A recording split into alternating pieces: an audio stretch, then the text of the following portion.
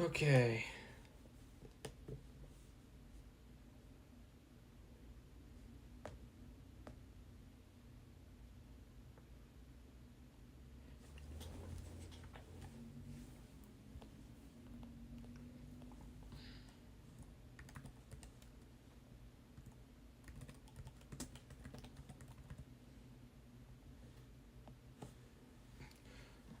All right, welcome to the UAFL tonight.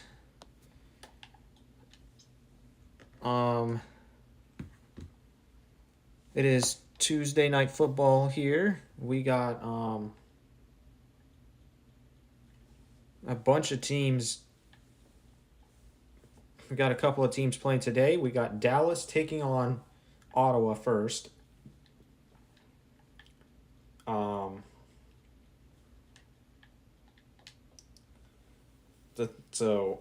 My prediction is that Dallas is going to win this for obvious reasons.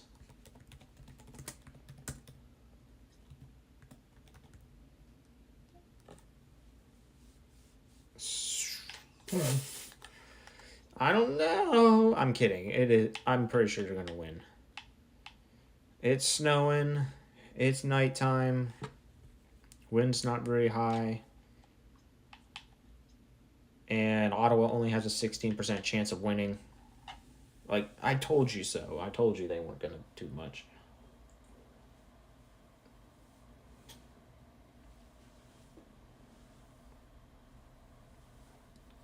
All right, welcome to Ottawa, Ontario.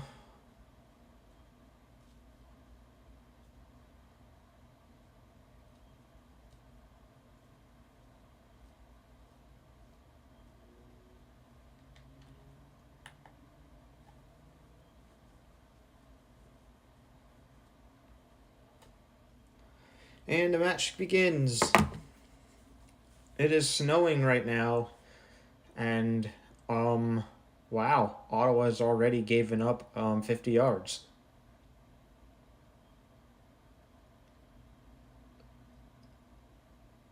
Well, that was fast. That was really fast. It didn't even take that long.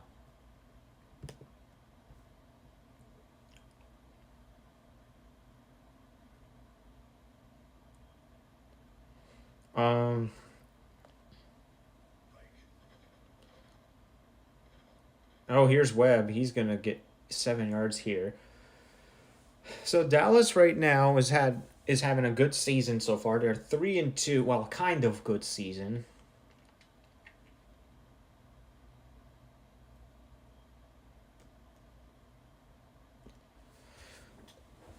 They're currently 3-2 right now, so they're battling. They're contending right now. A win here tonight will give the Dallas Stampede an edge to get them 4-2.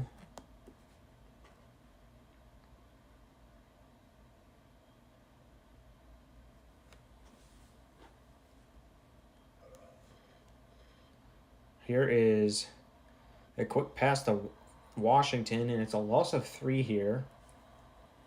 Ottawa managed to defend here. Dallas is currently in third. Terrapins have already won this week, so they're 4-2. As they won yesterday against St. Louis.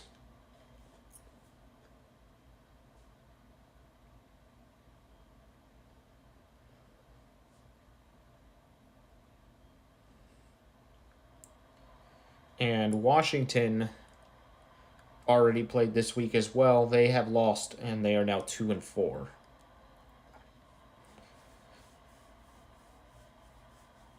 And for Philadelphia and New York, they have yet to play yet.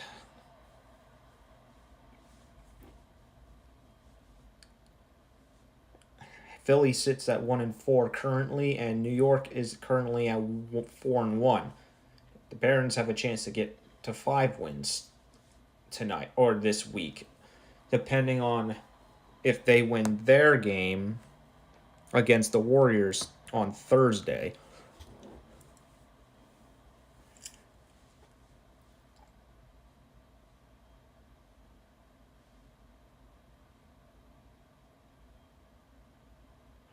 Second down for the Stampede, and that's going to be a Dallas touchdown. The Stampede will take the lead to start this game. And Ottawa is just left wondering what they have to do to get their first win. Ottawa is currently 0-5. They have lost all 5 of their games that they've played this season, making them one of the worst teams in the UAFL this season, if not the worst. Because currently Ottawa, the situation the Capitals are in, the Ottawa Capitals are 0-5. However, they're not in last place in the league, as that title belongs to Houston, who also plays tonight. They're playing against the Cyclones.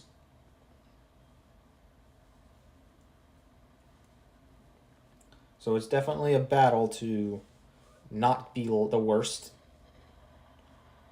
Especially considering that Edmonton won yesterday as well against Los Angeles, which any expansion team winning a game against a non-expansion team is one of the bigger surprises, because usually Access Football defaults teams to be really bad if you create them yourself, basically, unless if you change their attributes, which we don't do in this league. We don't change any players.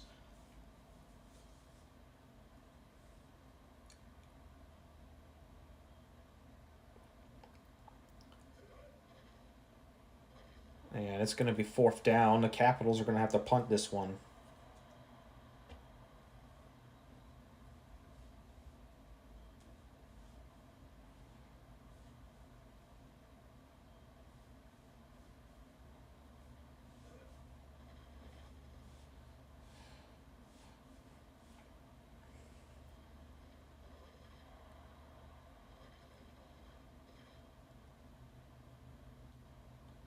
And now the Stampede are going to retain the ball.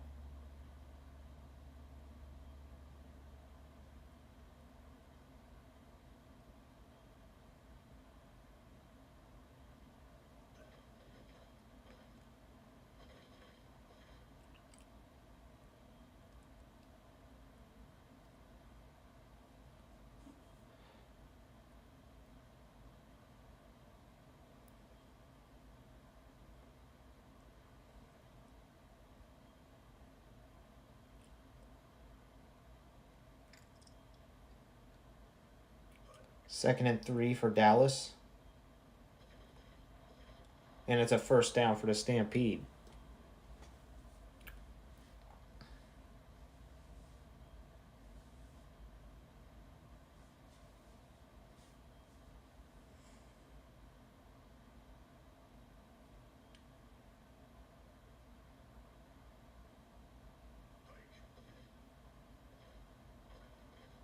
And it's a first down and more. That's a touchdown.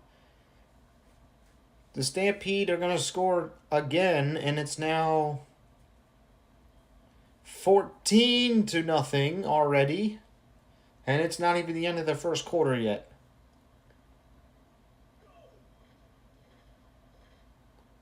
I think Ottawa is just not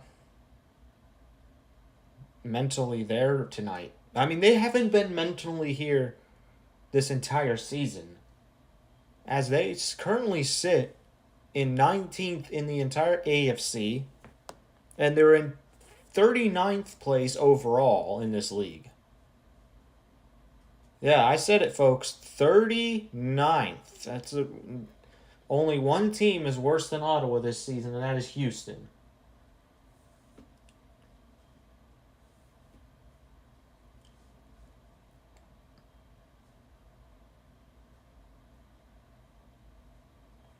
And as for Dallas, they're currently 3-2. However, they're 11th in the NFC, so they're not even in playoff range right now. So Dallas needs this win desperately.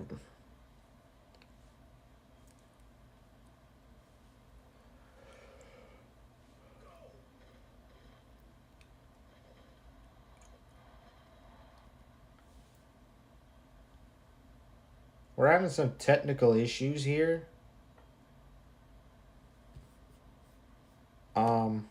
I don't know what's happening.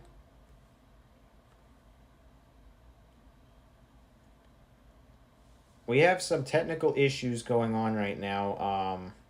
If things persist, we will have to use the extender because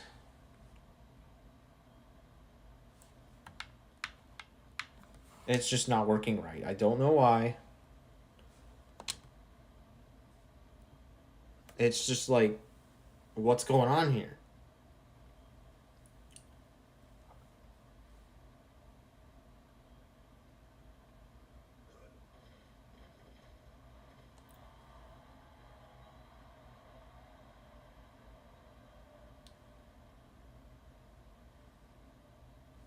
It just keeps doing that. I don't know what's happening.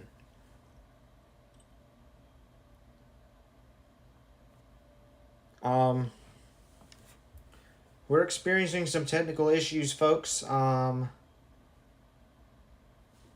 going to do the measure test. Oh, yeah, it's frozen already. I'm testing latency right now on the stream. It seems to be working fine right now, but it will freeze occasionally and cause some major problems. And the funny thing is, it freezes as soon as actually, matter of fact. All right, guys, we should be back. I'm going to be changing a few settings on this console.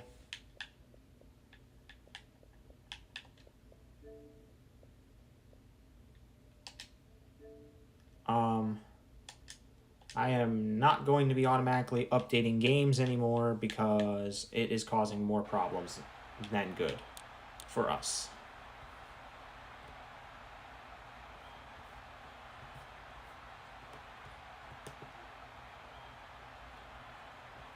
All right. Let's first confirm that we are live again. We are live. All right. Let's continue. Anyways, back onto the discussion on what were we talking about? We were talking about team rankings. That's what it was.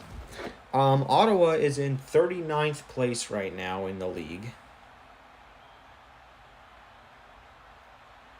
Yeah, it's working much smoother. There was 4 games scheduled to update. That's what the problem was.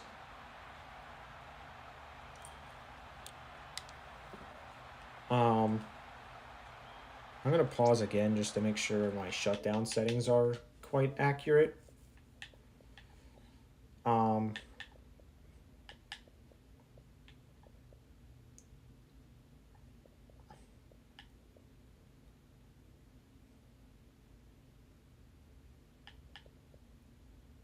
Power options.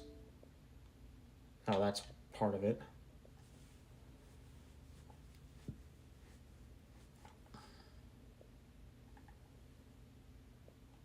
Actually, no, it does support automatic updates of consoles and games. So I shouldn't have to do that, so. Alright, back to the game. We should be fine.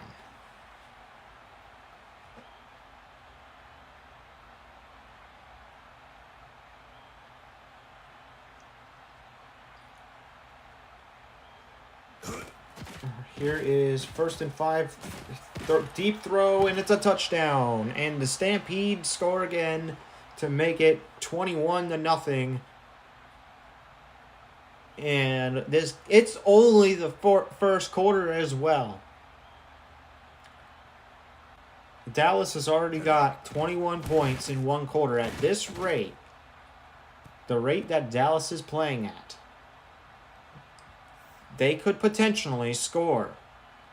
If they repeat this quarter for the other 3 quarters, they could achieve the impossible level of 84 points, is basically what's going on right now. When a team like Ottawa plays against a team like Dallas, it's like This is what the matchup would look like if a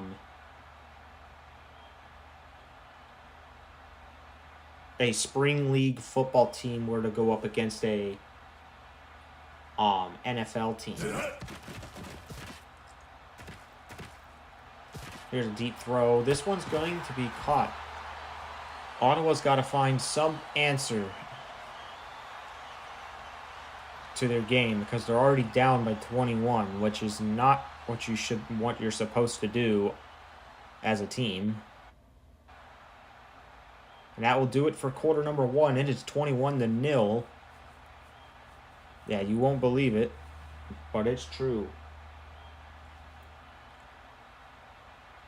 As Ottawa's absolutely getting destroyed right here. In their own home turf where it is currently snowing. Deep throw, it's incomplete. Second down.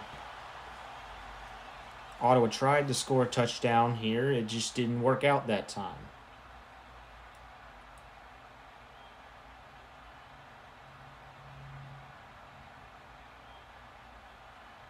There's a flag.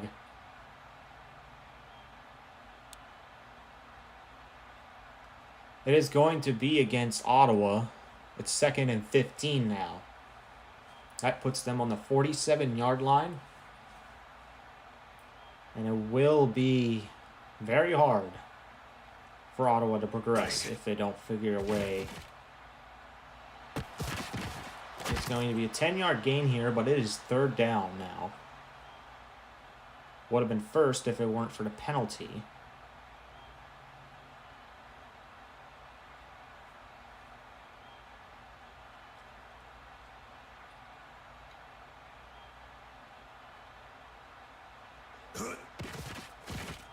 All right, Ottawa's throwing, and it is incomplete again, and it's now 4th down.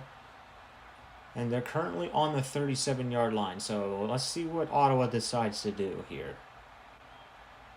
It's going to be a punt. Most teams in this league would not punt from here. They would normally kick a field goal because most teams have better kickers, but Ottawa's kicker is different. It is one of the worst kickers in the league. And that's also why Ottawa is 0-5 as well, because they don't even have a good special teams.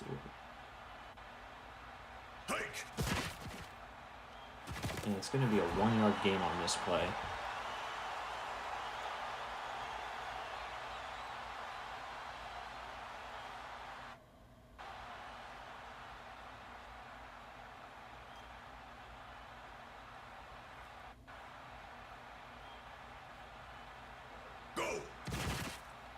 Lawrence is going to get another 7 yards. It's 3rd down.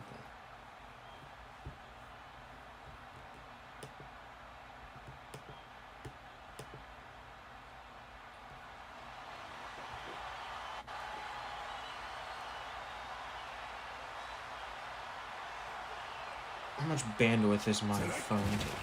This one's not taking a lot. It is going to be another 1st down for Dallas here, as the run game is working for the Stampede. I don't even think Dallas is trying to pass anymore. They're already up by 3 possessions, so they're literally already on burn the clock mode.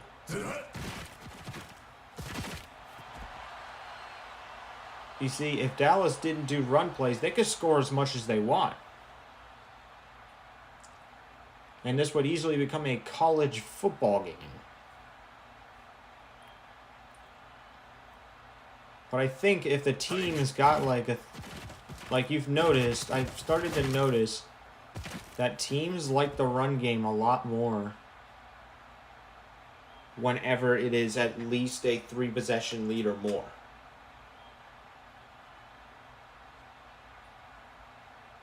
And that's why all these comebacks start to come in place. Because if you have a bad run game, it could lead to turnovers, and then you'll really be in trouble. I mean, and the reason I say that is because punting the ball instead of scoring may not necessarily benefit a team.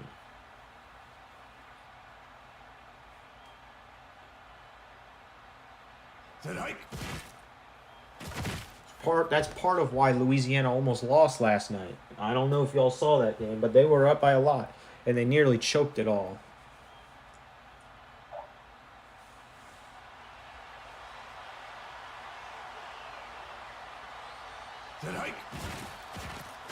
And I think that's a first down.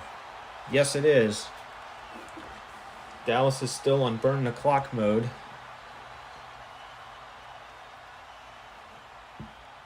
But I'd say it's too early. It's not even halftime, and they're already trying to burn the clock out to 0. It's a penalty against the Stampede,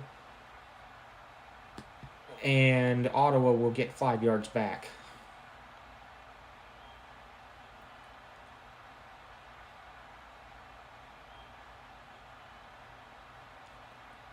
Let's see what Dallas does here. It's going to be a run. However, Burton is going to get majority of those 15 yards on this first play.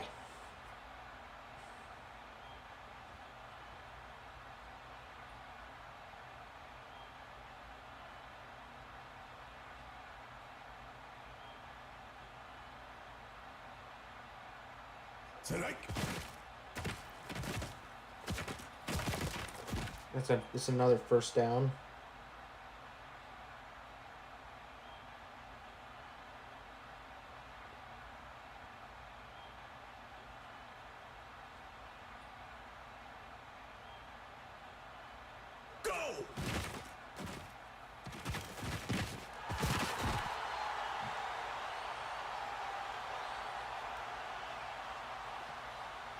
Second down.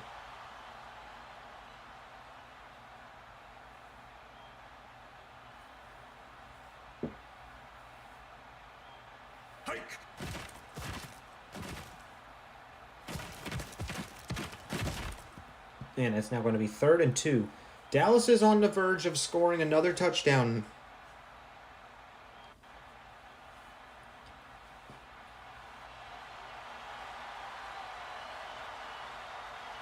And that is the 2-minute warning here in Ottawa, Ontario.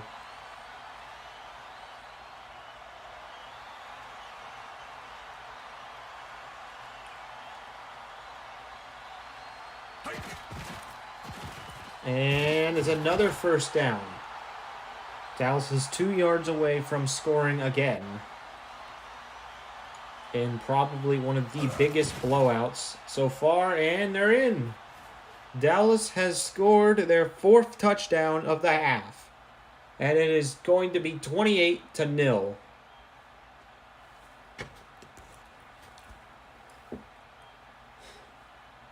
I can see why this team is 0-5.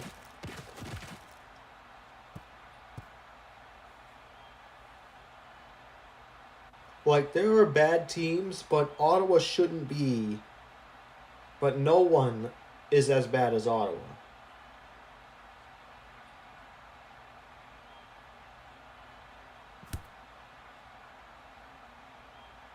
I think the Capitals roster this season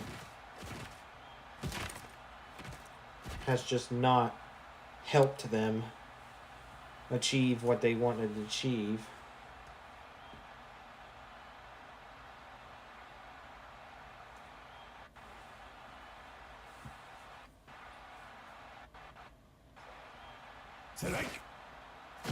And that is incomplete.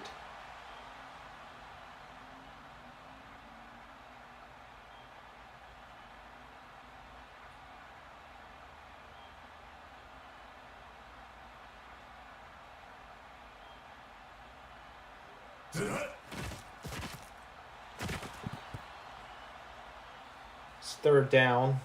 Capitals are already struggling on this possession.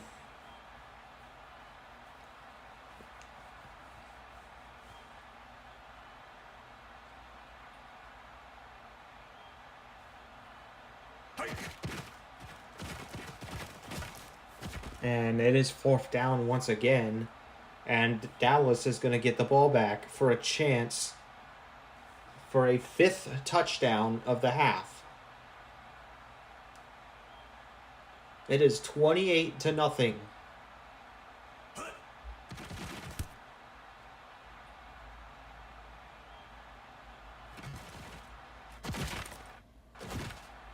However, I don't think Dallas is going to focus on scoring the touchdown, knowing the logic with them being at least 3 possessions and above, but 4? That's a completely different level. They will pass here. They are actually going to go with a pass on this, and it's going to be incomplete.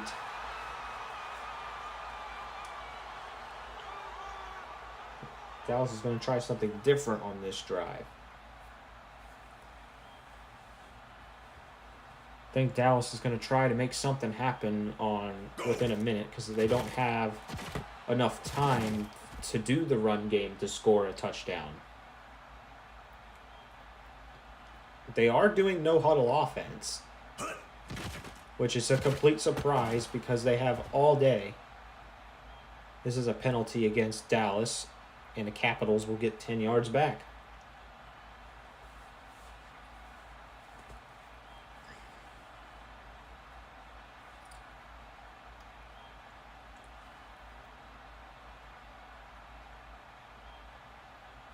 This game is pretty much already over before halftime as of right now. It's 28-0. No team has came back from being behind 28 points in UAFL history. Go. There's another incomplete. It is now 3rd and 20. I think Dallas is just going a little too aggressive in this drive. They can't. They expect to chuck it down the field to get a first down. I don't think that's going to happen. And Dallas is going to do the run game, and that will be that. Dallas will call timeout here. Not sure why. Maybe they're going to kick a field goal. Yes, they are. They're going to attempt to kick a field goal. This one's not an easy one. No good. And it's going to be a turnover on downs as Ottawa will get the ball on the 39-yard line.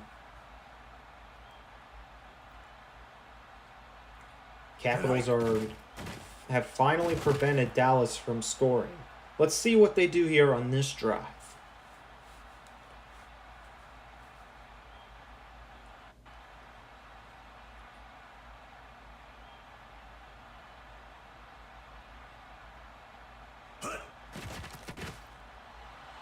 It's going to be a first down for Ottawa.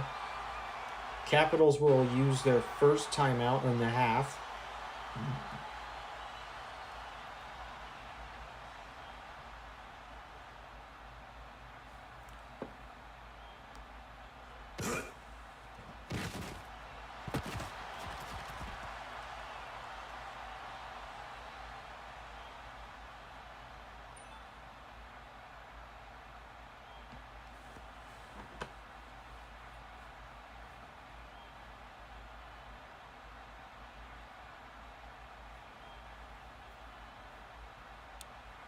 All right.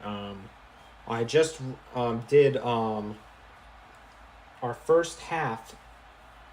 I just did the first free membership gifting for the month of December.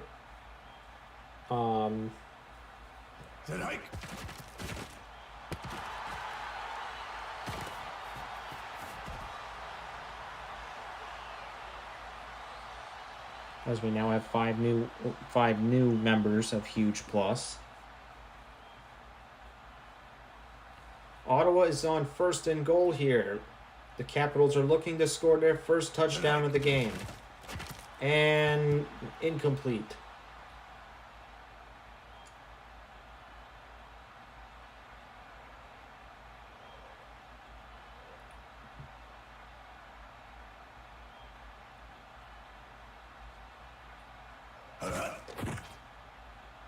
And touchdown.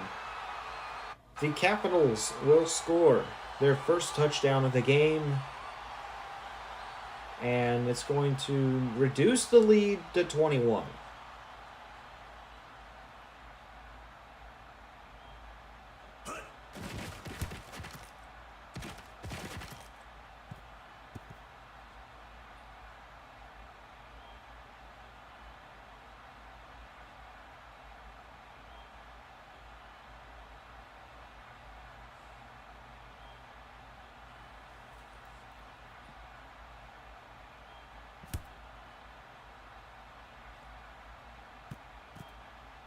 All right, so Dallas is going to... I don't know. I can hardly imagine Dallas is going to do anything on this drive. Ottawa almost gave up another touchdown on a kick return.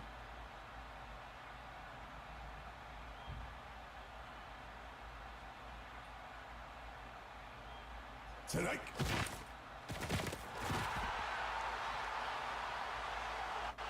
Everything is running smoothly. As long as the stream stays like this, it should be fine. That is the end of the first half. Dallas is up by 3 touchdowns, and Ottawa did manage to get something.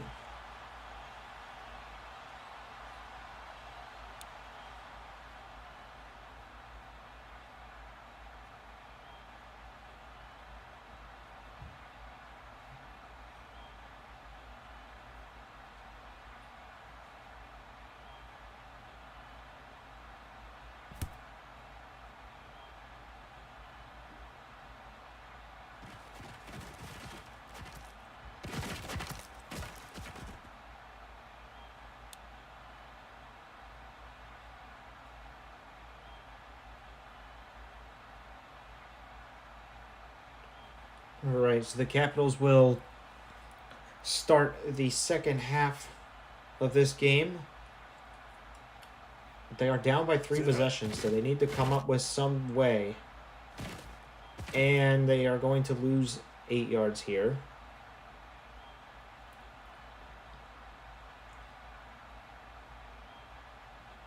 And it's now second down.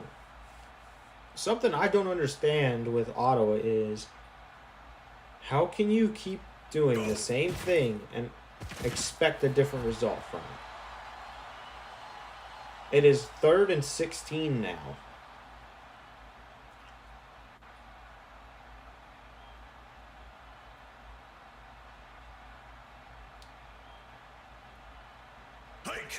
Here's a deep throw, and this one's actually going to be caught for a 28-yard.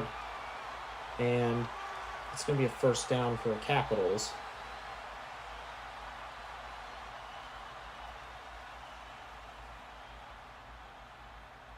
The Ottawa Capitals are looking to score on this drive, as they are almost in field goal range. Because their definition of field goal range is a lot different than everyone else's. I don't know what it is, but it's...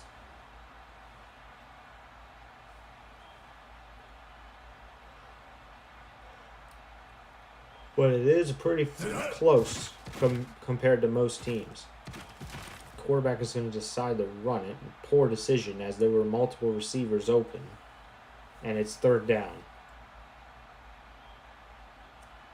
I think part of it is poor decision-making by the QB. Lau has made terrible decisions this season for the Capitals. And it is intercepted, and that continues to... And the struggles for Ottawa to score continue, as it is a turnover off of an interception.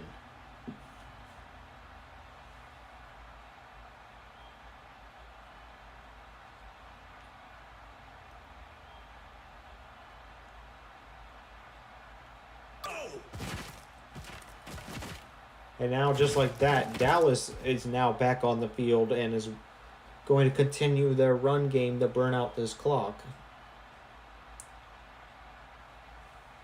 And while they do that, I'm going to set up the next few matches of the GA Cup. I forgot to do it yesterday, but I will do it again today. I think it's just a couple of matches left.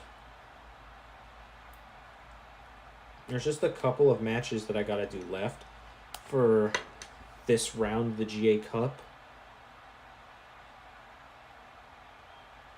Let me look at my archive posts. I need to find the winners of previous matches because apparently I didn't advance all the games.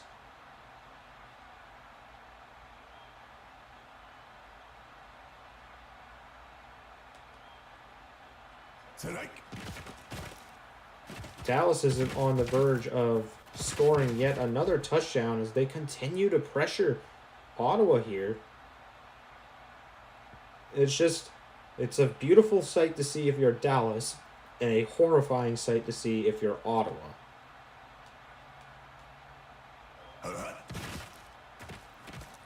Okay, I think I now know who's going to be playing in tonight's GA Cup matches.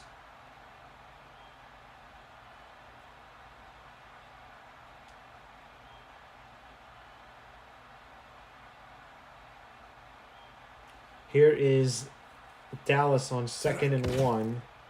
They're going to get another first down.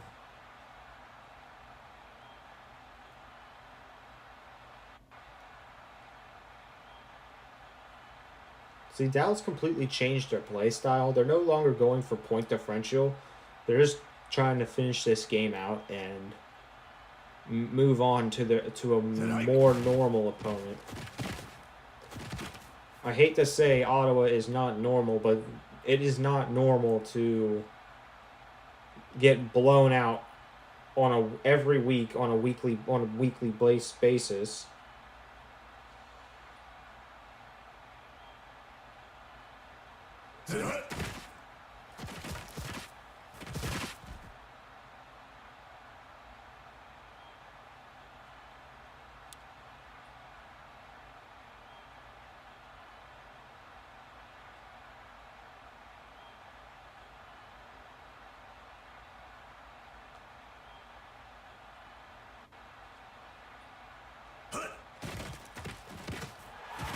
And Dallas steps in for their 5th touchdown of the night.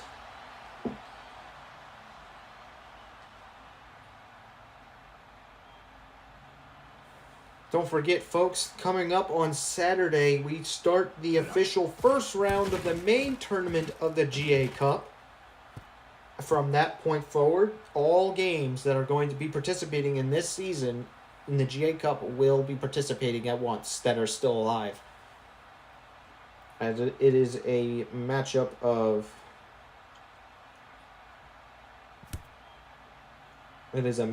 opportunity for everyone who's still alive.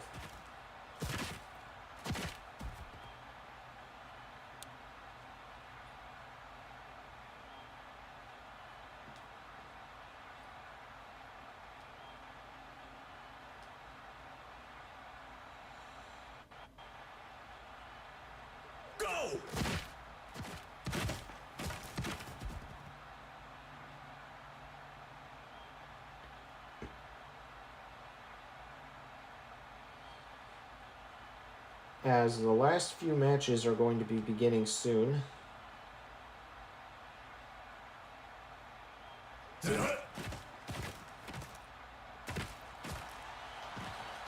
Here's Ottawa for a deep pass, 40 yards here.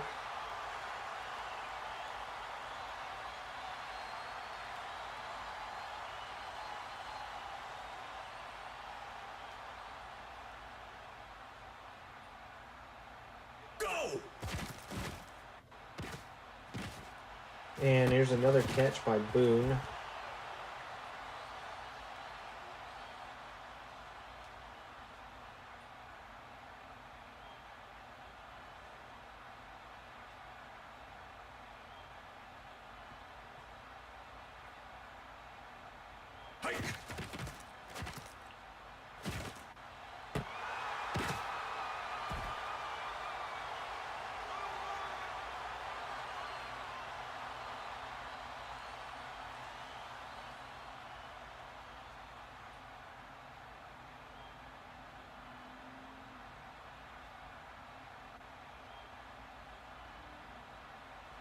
First and 10 for the Caps. Wow is going to pass it, and there's a flag on the field. Let's see what this is. It's against the Stampede, and the Capitals will accept.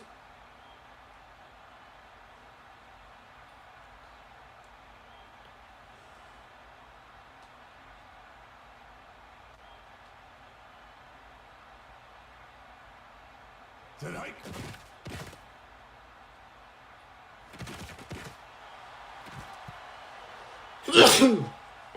Second and goal for Ottawa.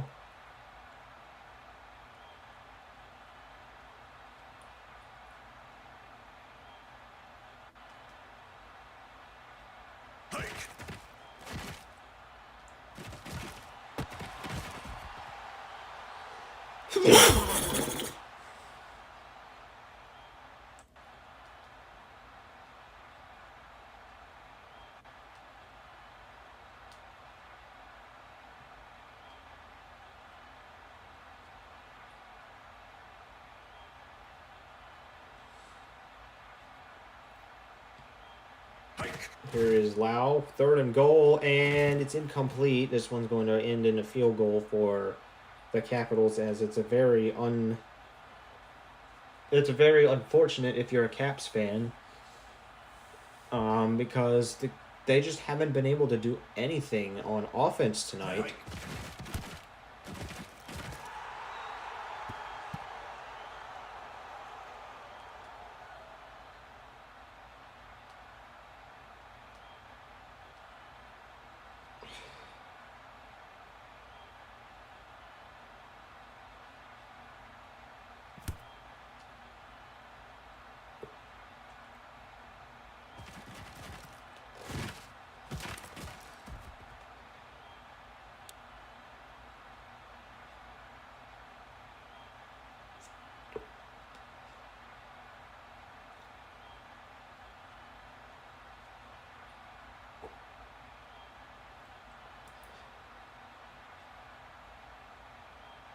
Tonight. Here is Dallas. It's a gain of 1 on the play. This game is a few moments from ending.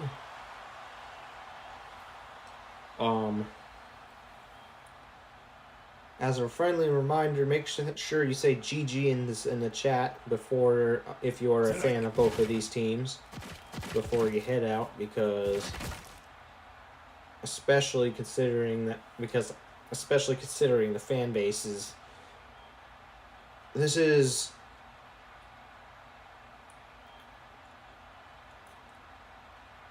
truly a beatdown. I mean, Dallas has done a great job today on offense. As you can clearly see, they're up by 25, potentially more if they get another touchdown. This will help Dallas's point differential go up. This win will send the Dallas Stampede really high in the standings. They're going to go all the way up. I gotta confirm if... Let me confirm if they played against Montreal in the past. Because I know there are divisional weeks where they do.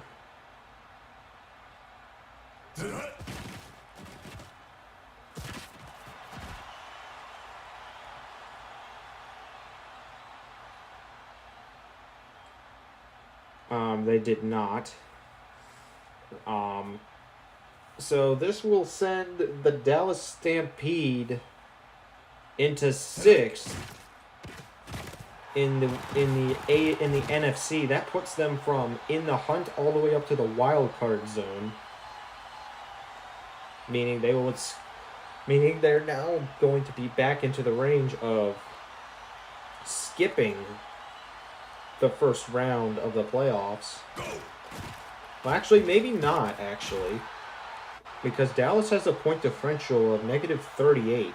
They would need to score more touchdowns to get above that. So they would actually end up in 7th in the play-in round. And they would be... But it is definitely enough to put them back in the playoff range. as for if you're an Ottawa fan, let's just say you guys are going to be going down to last in the league. They're going down from 39th to 40th. I mean, we'll see what happens with Houston and see if it stays that way by the end of the week, which I believe they are going to be playing later tonight. So if you're an Ottawa Caps fan, you might want to stick around and wait till Game 4 of the entire week.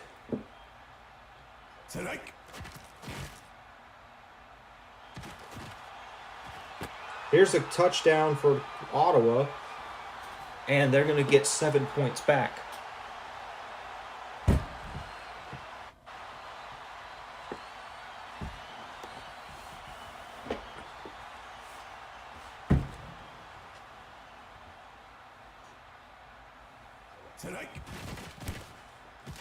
And the PAT is good.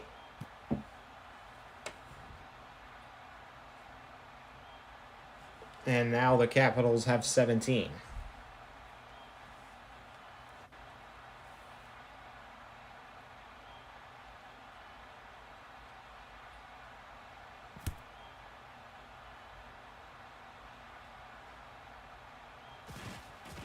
And Burton's going to return it for Dallas.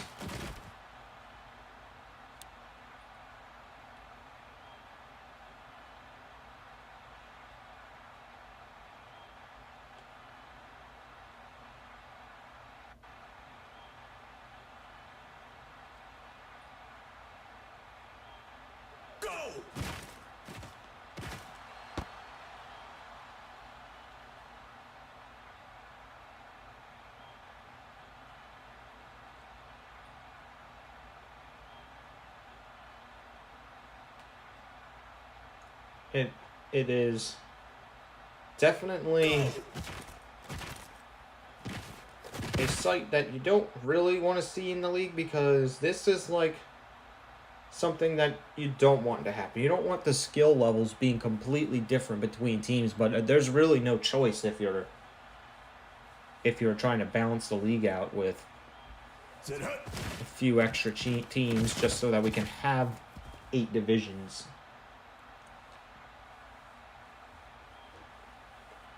Because I wanted to keep... The whole reason Ottawa exists right now is because I wanted to have all of the original 36 Axis football teams play football, but I don't want to have uneven divisions, and I don't want to go back to doing 6 divisions of 6 and break. And I wanted to keep the NFL divisions intact, so I instead just added these 4 teams as well as the 4 teams that Axis has added, and put them as the 5th members of each of the divisions, making the divisions even bigger.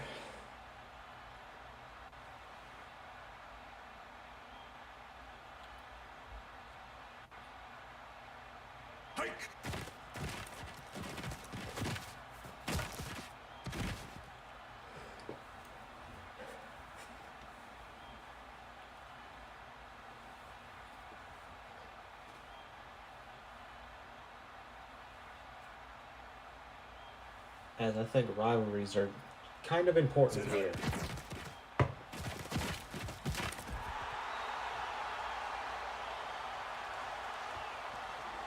So tackle for a loss.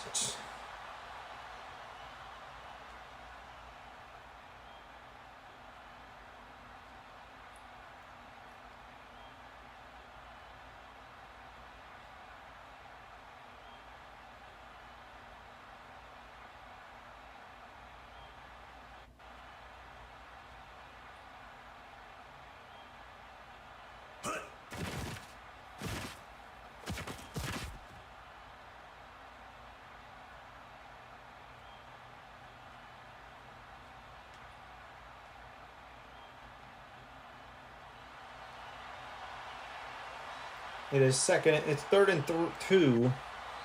Dallas could potentially score they might not.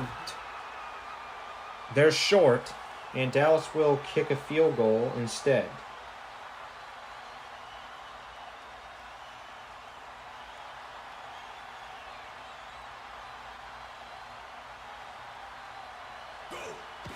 And there comes the field goal, which is good.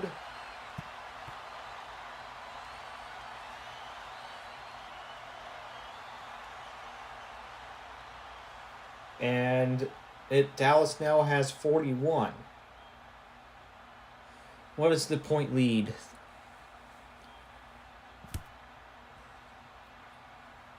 They now have a 24-point lead over the Capitals tonight.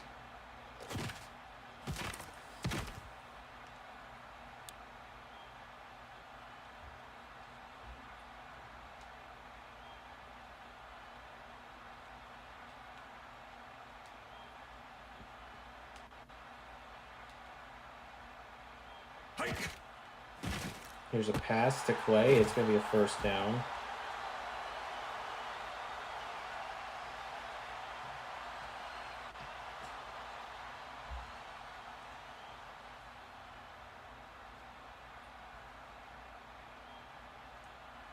Go.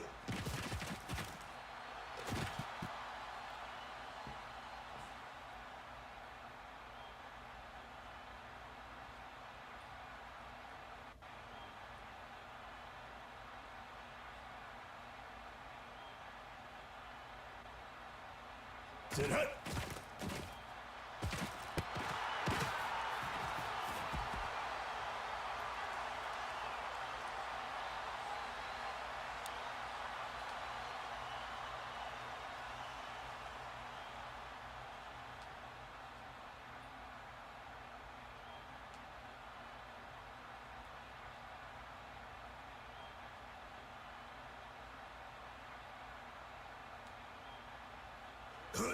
It is now officially December 10th in Ottawa right now, and Dallas it's still the 9th. This game is coming close to an end. Ottawa is officially out of timeouts, which means it is a matter of time. Intercepted, and that's it. This game is over. The Dallas Stampede are going to win this game 41-17 in a blowout win.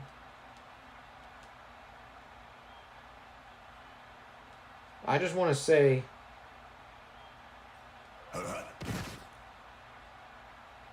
wow. And just like that, Ottawa becomes the first team that can no longer possibly finish the season with a winning record, as they are going to receive their 6th loss right here. And they are now 1 loss away from clinching a losing record.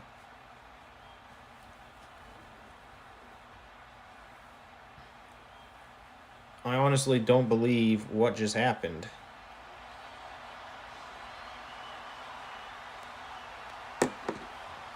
And that is it here in Ottawa.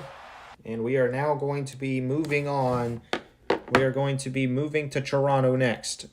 Our next game takes place in Toronto, as we got the Detroit Firebirds versus the Toronto Wizards. Now for Detroit, they're currently 3-2. As for Toronto, they are currently 1-4, as the Wizards weren't able to do a whole lot. The weather.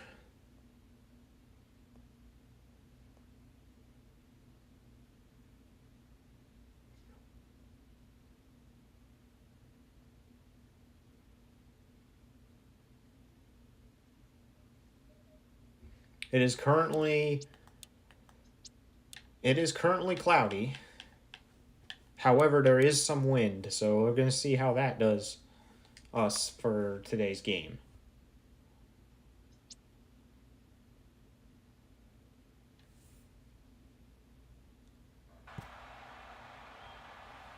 All right. right, welcome to Toronto, Ontario. We got a second game in Ontario tonight, as both of our teams from Ontario are playing tonight. And now it's Toronto versus Detroit. Toronto's hosting Detroit here. Toronto is 1-4. They got their first win of the season against Los Angeles. I'm thinking of Edmonton. I'm sorry. I don't remember who did they play last week?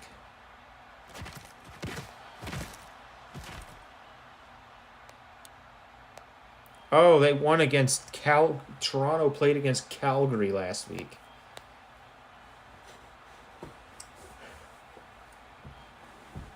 Calgary, though, is also another add-on team. All right, I am now importing the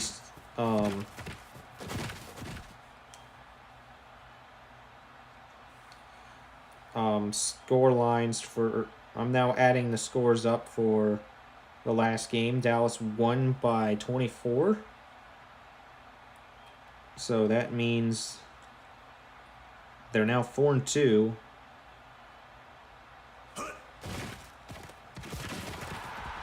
However, their point differential is still in the negatives as it's -14. It was -38. Because they took a really big beating in both of their losses that they've had this season.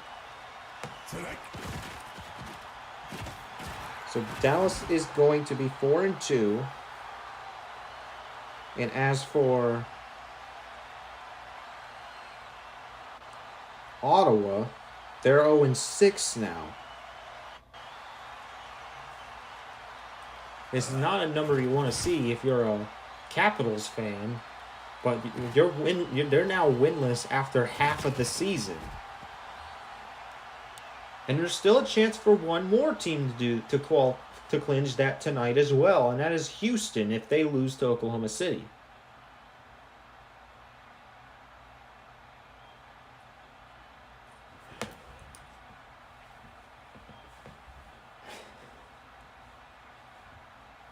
I would have never expected Houston to be 0-6 at the end of the first half of the season. But you never know.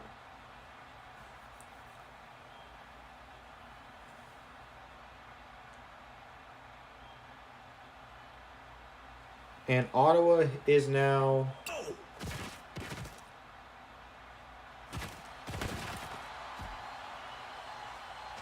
the Ottawa Capitals are now 0-6 with a point differential of -80. That is insane because they are really in a hole.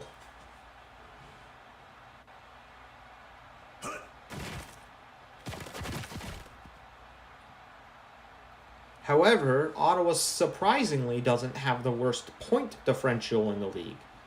That title belongs to Los Angeles after they lost to Edmonton. Because they didn't just lose to Edmonton last night. I mean, they didn't get entirely blown out, but they won by Edmonton won by 13. Toronto's already going to punt the football tonight. Now for the playoff standings for Dallas. They're moving up. They're going from 11th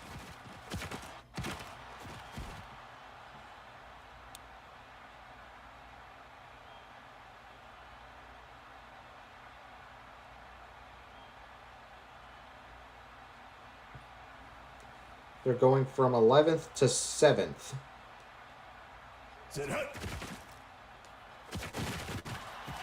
And that means that Dallas is now officially in play-in range, sending Detroit down to 8th. However, Detroit's currently playing right now, so they could take that spot back if they win tonight. Winnipeg will be sent down to 9th. Vancouver will be sent down to 10th, and San Francisco will be kicked out of playoff range. Let me remind you, San Francisco was once the best team in the NFC or even the best team in the league. And now they sit outside the playoff range right now. Go. And as for Ottawa's case, there's not really going to be too much of an implication for the playoffs because Ottawa is currently 0-5 and now switching to 0-6. As Houston moves up to 19th, however, Houston has a chance to go back down to 20th if they lose tonight.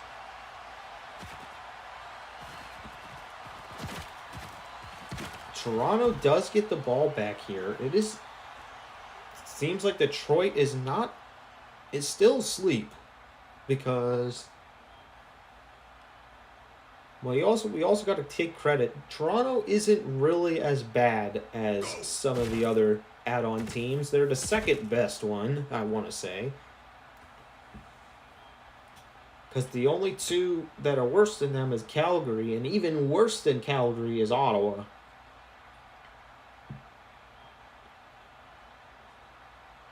Tonight.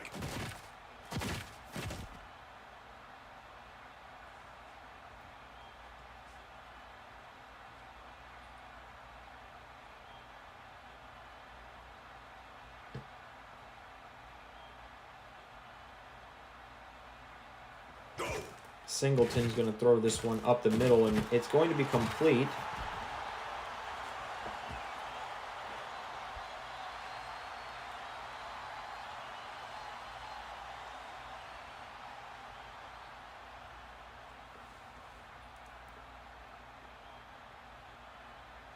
Hike.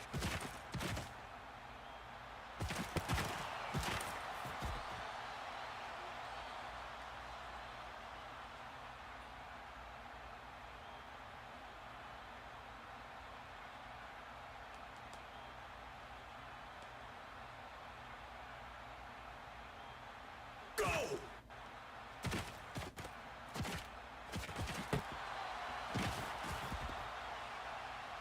And it's now second and 3. Toronto seems to be fighting with some spirit this week. Last week, this was not the case. Tonight. Here's Singleton. He's going to throw deep. Touchdown, Wizards. And Toronto's on the board first tonight.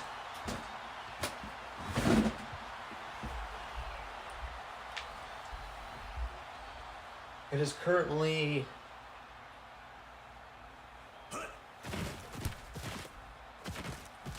PAT is good. The Wizards are up by 7.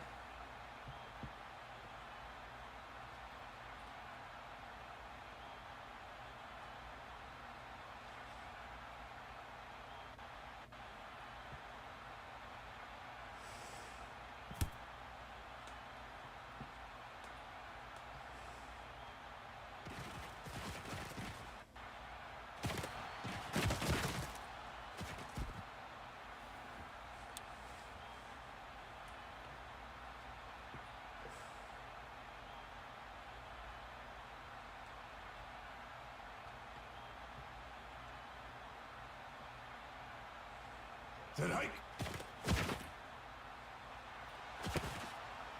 Detroit is going to try to do something here. They're going to lose a yard on it.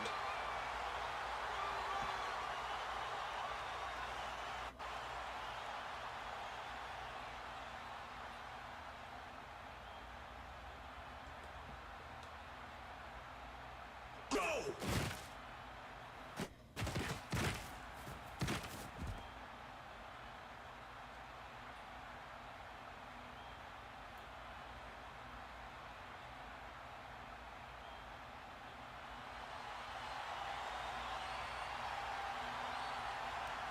Hike.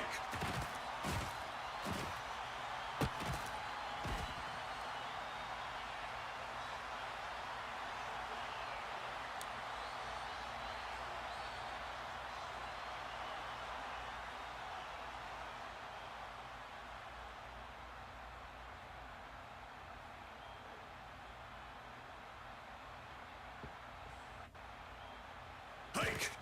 There's Knight.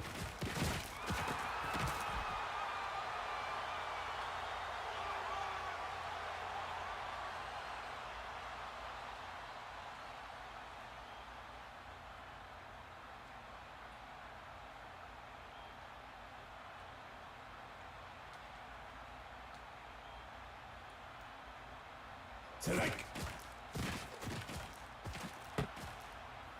It's another. It's going to be a 3-yard gain here. It's 3rd and 6, however. Detroit has not been this bad for a while. I don't know why they're not. The thing is, Toronto is such an inferior team. I don't know why Detroit is not taking an advantage of that as of right now. As their current record is Toronto's current record is 1-4. They've lost 4 times this season already.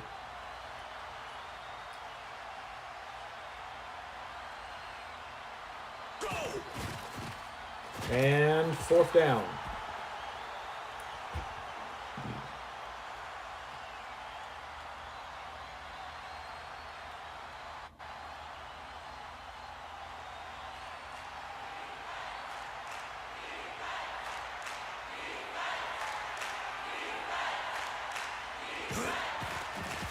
Intercepted by the Wizards. They went for it on 4th and 1, and it has been picked off.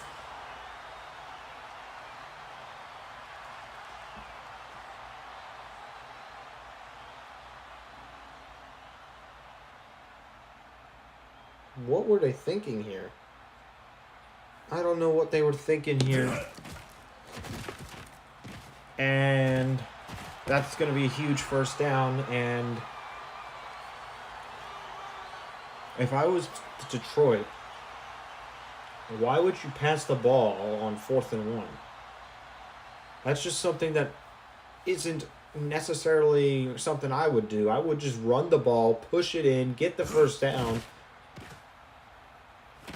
Instead, they throw the ball. Even if it was intercepted, if the pass were to be dropped, it would have been incomplete, and it would have still been a turnover on downs. So either way, you have to catch the ball in order to actually do anything. When all you needed was 1 yard. You don't need to pass the ball if you're trying to get a 4th and 1 conversion, unless if you're trying to do some kind of trick play, but because the defense would know you're trying to run the ball. But Go.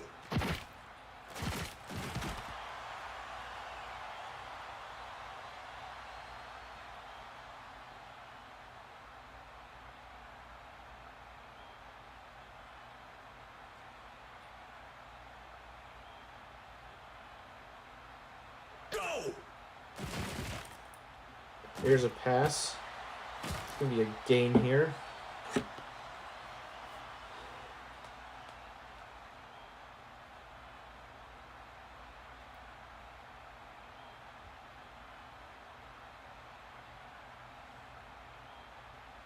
Strike.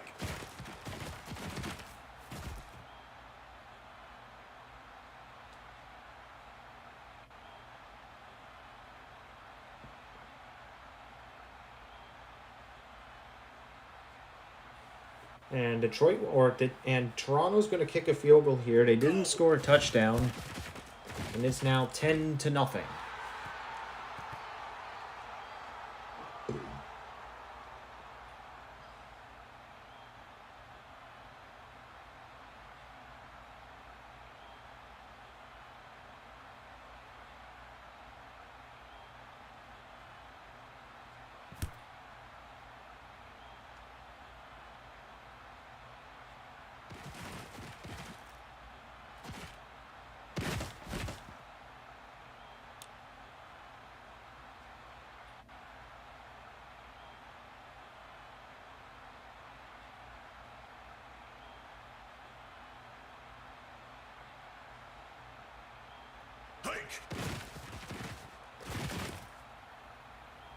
Here's another 1st down for Detroit.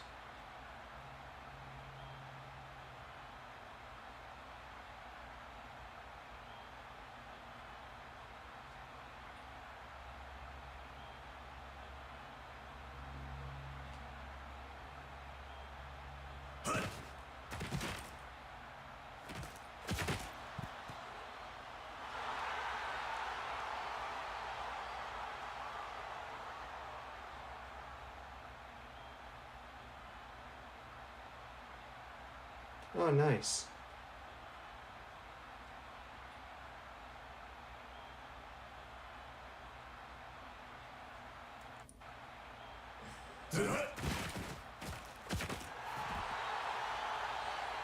That's nice, guys.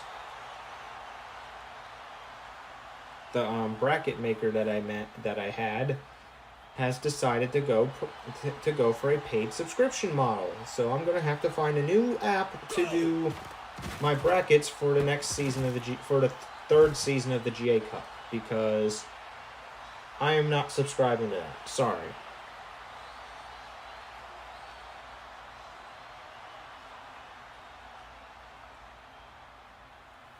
Either that or I could just use the web. The web is even easier to find something for free on than the frickin' App Store.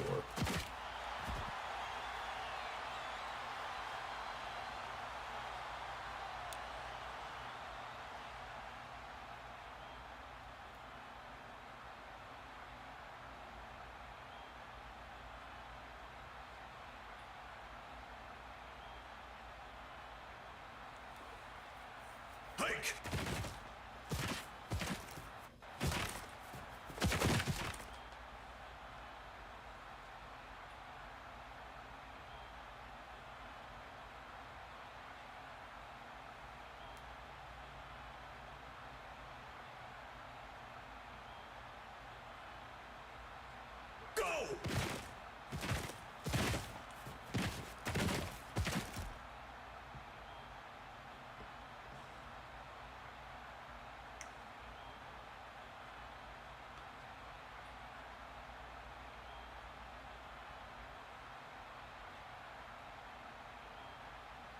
Hike!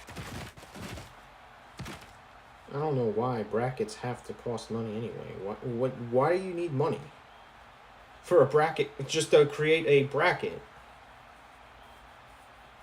Like it should be a one-time payment. If at least maybe like $2, $3, but the charge. How much is this bracket app charging?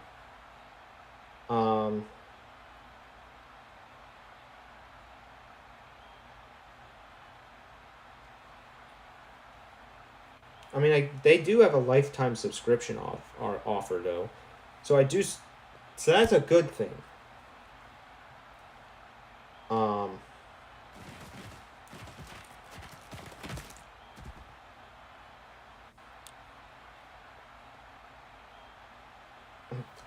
I'm thankful for that. I think $15 is fine for a lifetime subscription.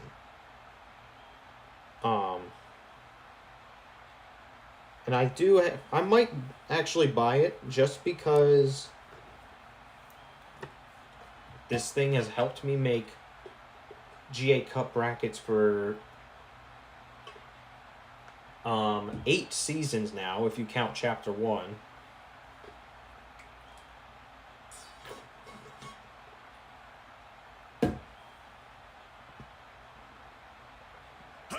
And I'm just going to make that purchase, not because I agree with it entirely, but just because it's more of a thank you for actually being useful for my YouTube channel.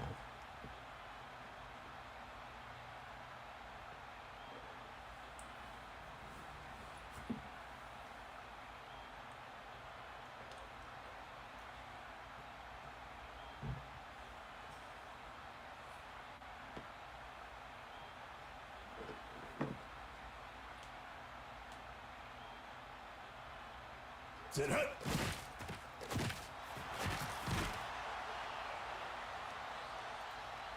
Toronto is definitely in huge trouble. It's second and 23. How will they convert from this?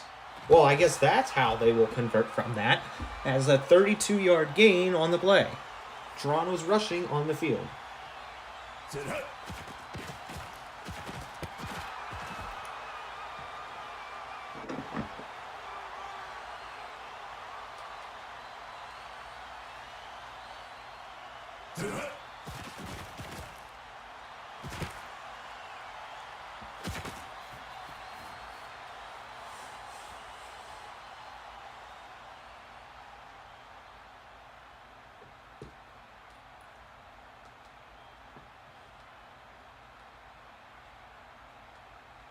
Sit hut. I think that's also the second lifetime subscription I actually got, Actually, no, the third. It's the third. I now have 3 lifetime subscriptions. Go.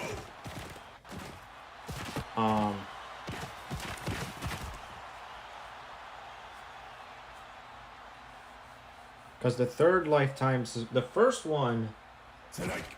I think it was Recording, which is a recording app that has features. I don't always use it, but it's good to have it because I can do things that I wouldn't be able to do otherwise.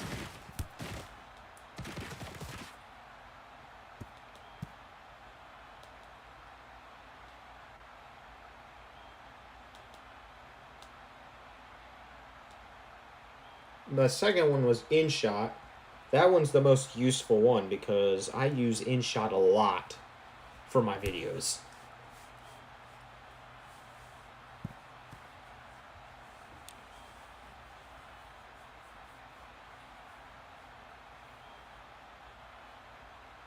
So I guess I technically invested in all 3 parts of my YouTube channel alone. Which, if for those of you who don't know what that is, the 3 parts being the GA Cup, normal gaming streams, and, of course, the Ultimate Access Football League. UAFL is the second cheapest one, though, because I spent more money on that than I have. Because this is the second game that I've actually bought for not for $40, for $20, so I spent $40 total.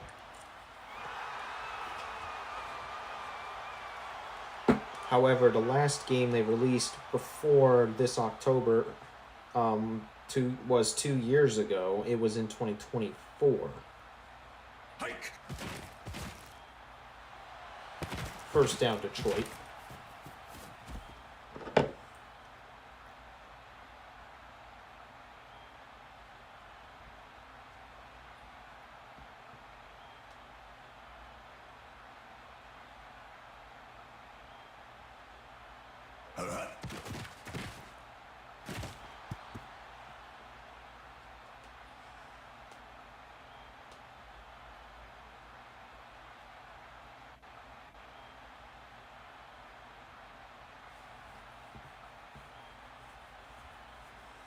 Hike.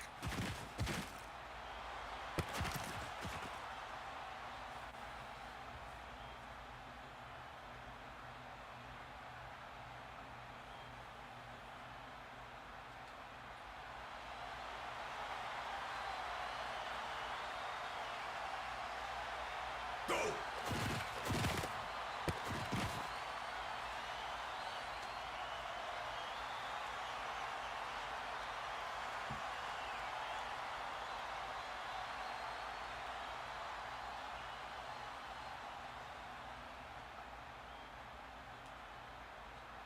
Go.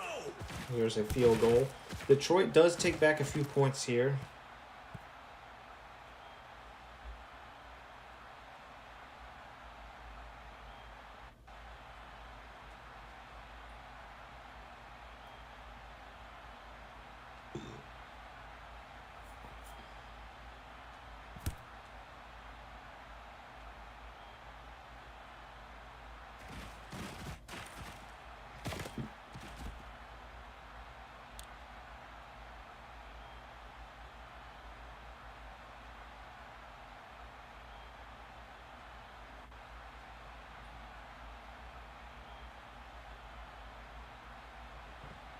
Sit hut. And that's a first down.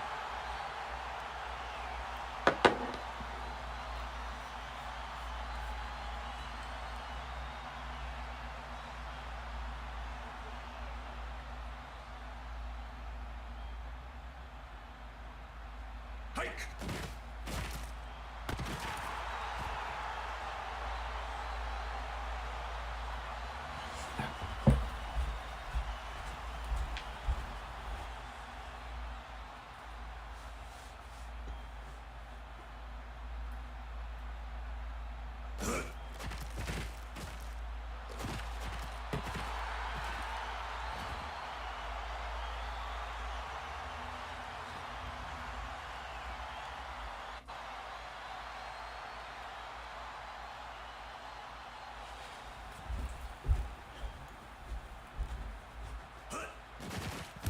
And field goal is good. Toronto is leading at the end of the half.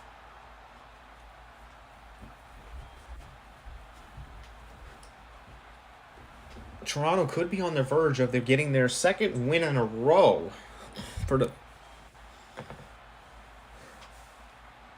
their current. That would put them at 2-4 though. Still a pretty bad record because they started this season. They had a 0-4 start, but if they can come back and win a couple more games, maybe they could make the playoffs.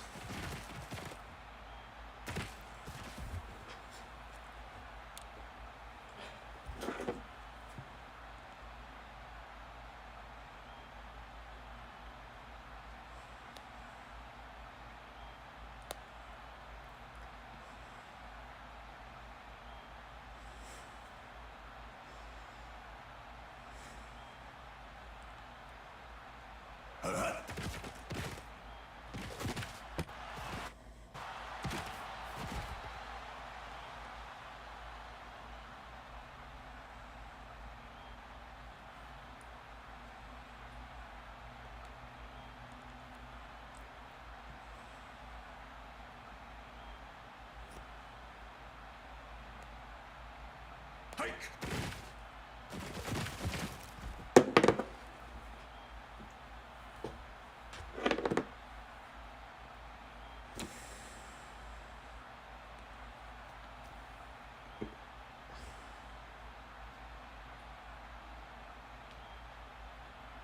Go. There's Mayer, and it's going to be a kickoff.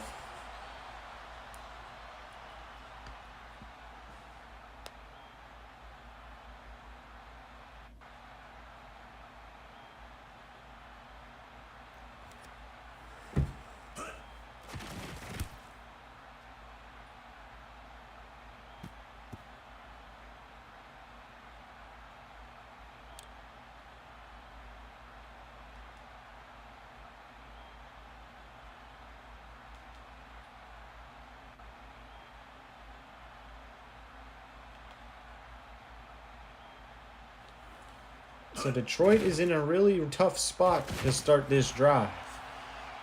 They placed on the 2-yard line.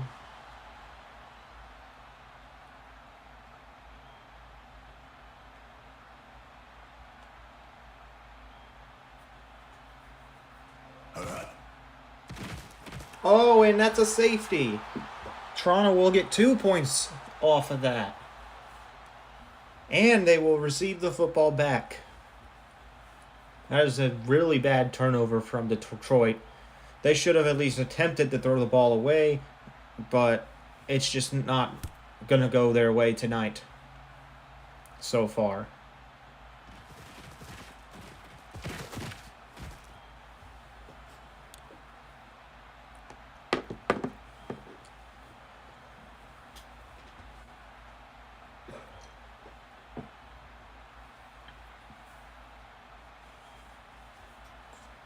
Toronto usually is the inferior team, but it seems like, oh, this is wide open, caught. 40-yard gain, and they're in field goal range.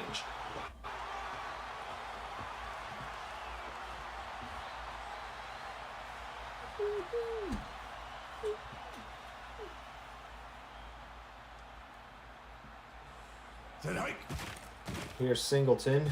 He's going to throw it in the end zone. Touchdown.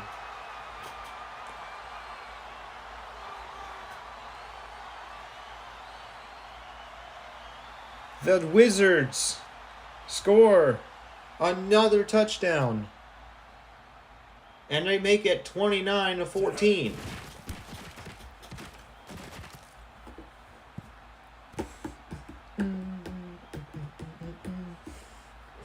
Wow. What a fight from the AFC North.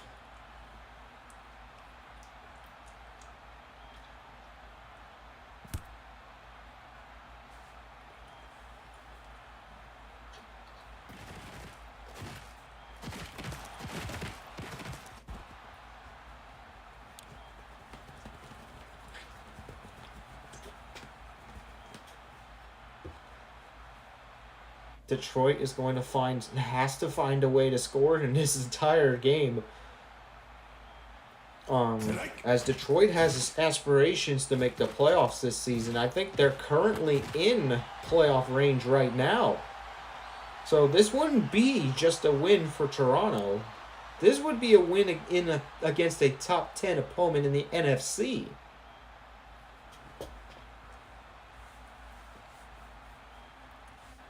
As an upset is brewing very heavily. Go. Incomplete.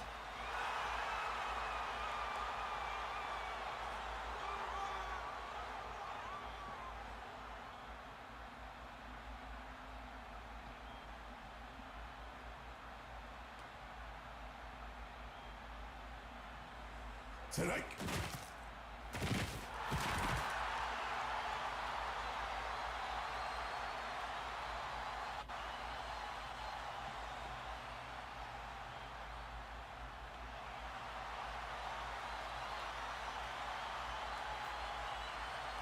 Go.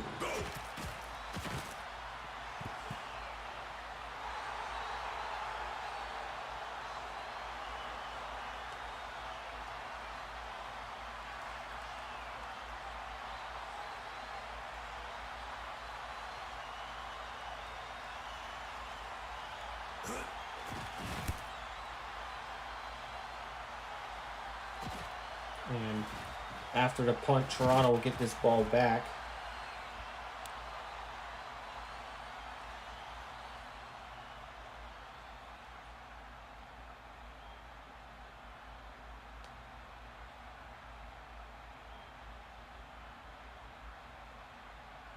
Strike.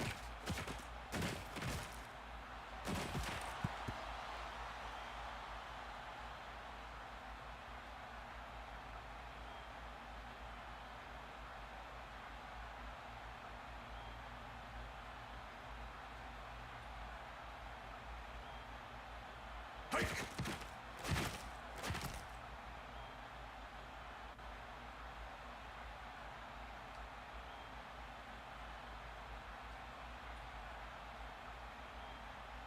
Toronto, it's on 3rd and 25.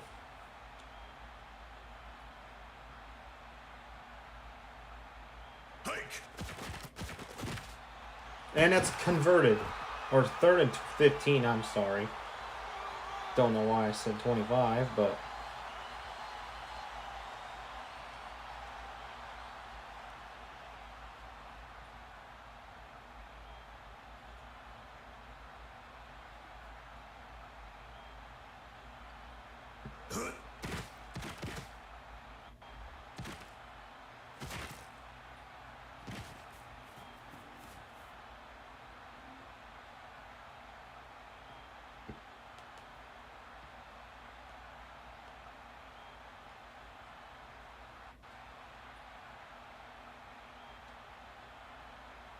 Strike. There's Toronto on 2nd down. They're going to throw it. It's caught.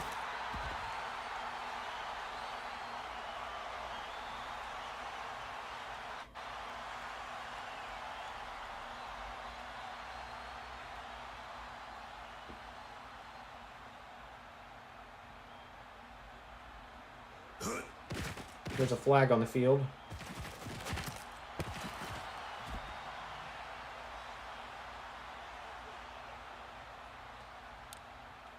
And it's against Detroit.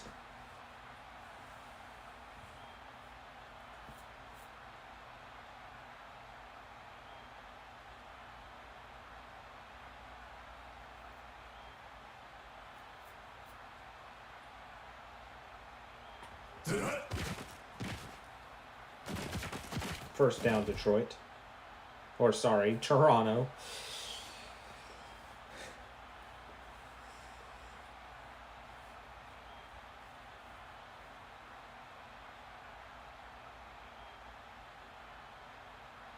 Go.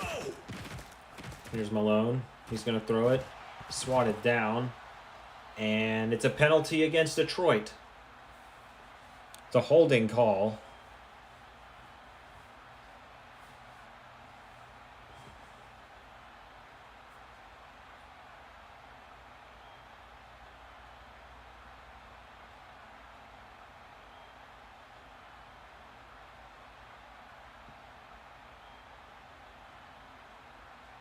Hike.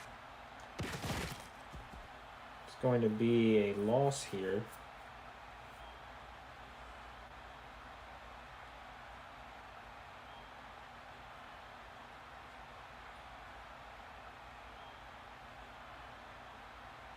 Hike.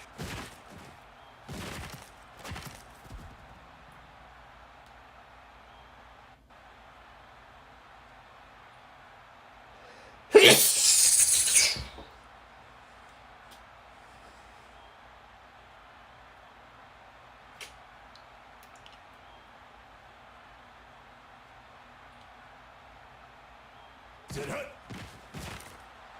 Intercepted by Detroit. A much needed interception. Wait. That by rule is a safety in the NFL. That should be a safety.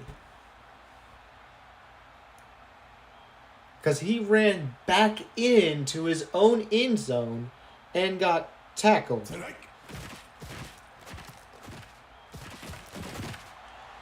See, there are a few rule differences in access football as there is in NFL, and if this was the NFL, that would have been a turnover, and Detroit would just get 2 points off of that interception.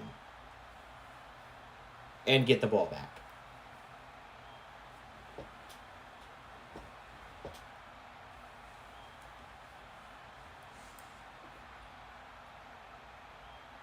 Hike.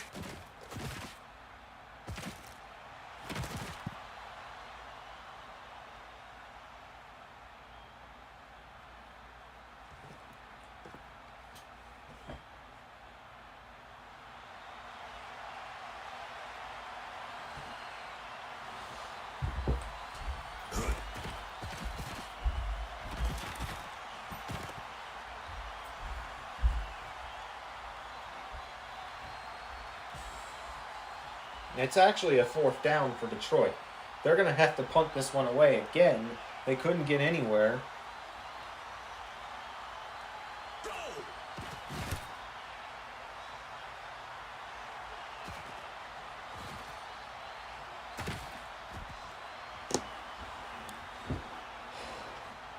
It's low battery.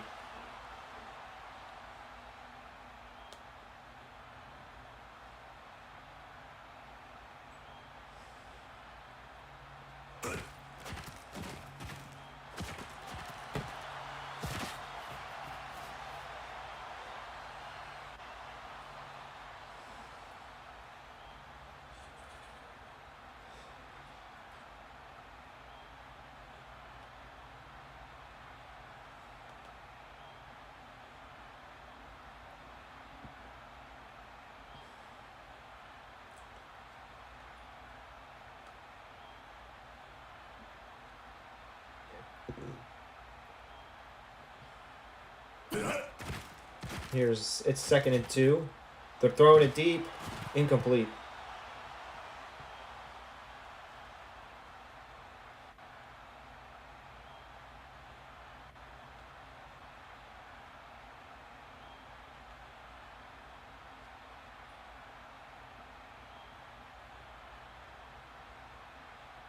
Go.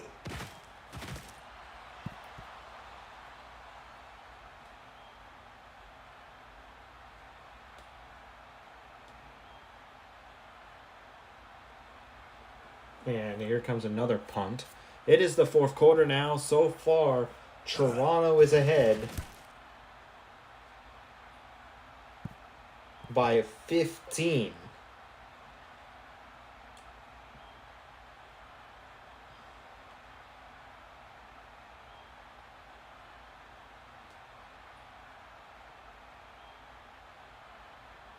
Sit hut.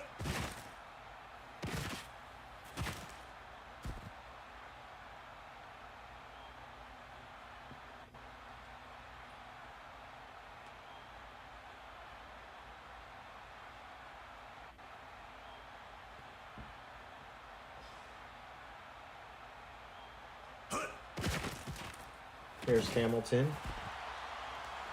I'm going to plug in my phone while I can because my other phone's going to be at low battery at some point as well. Strike.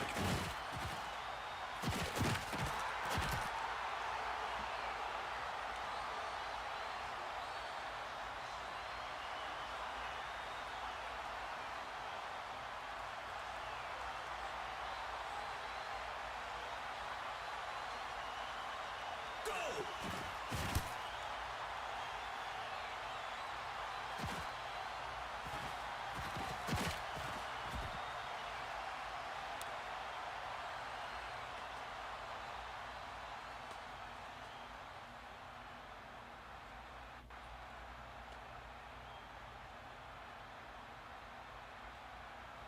Go.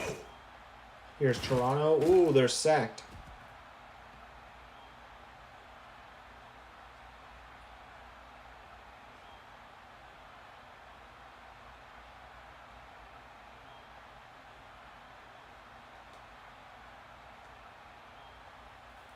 Hike.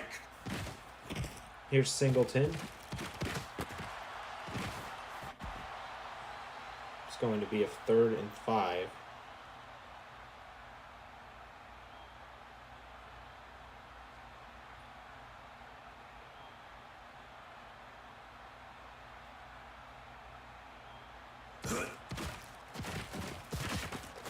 And that'll be another punt coming from Toronto.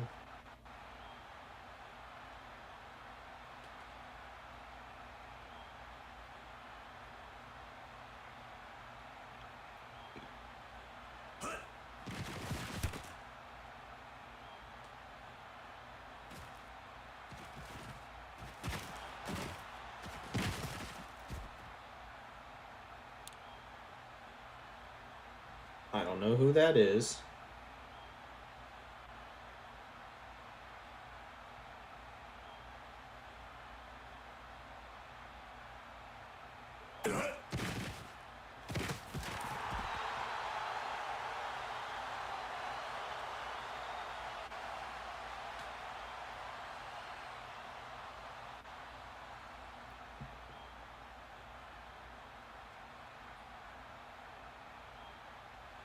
Hike.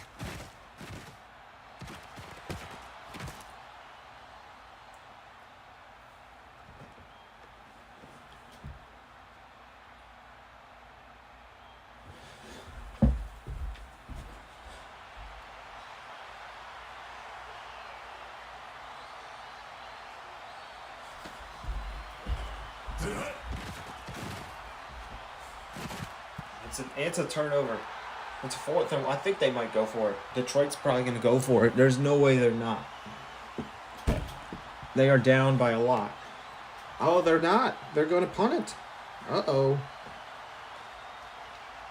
Hike.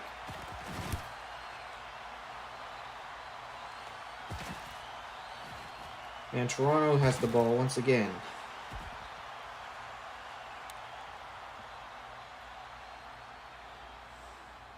Toronto's played exceptionally well. They've played way above expectations tonight. Either that or Detroit's played really bad tonight.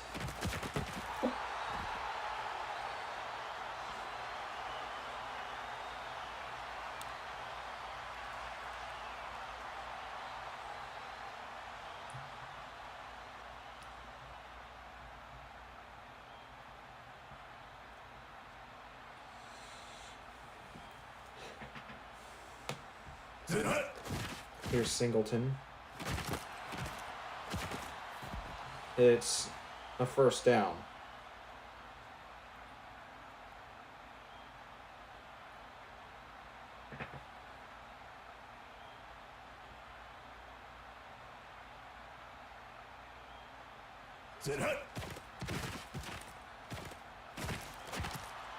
Incomplete.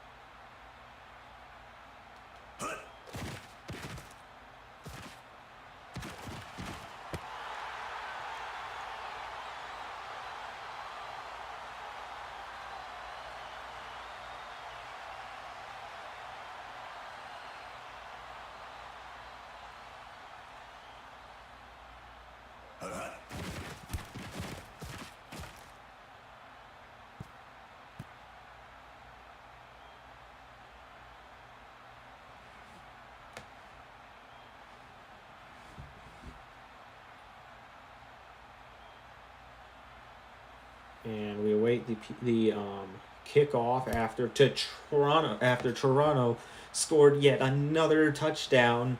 This is starting to become a historic game that you would never expect.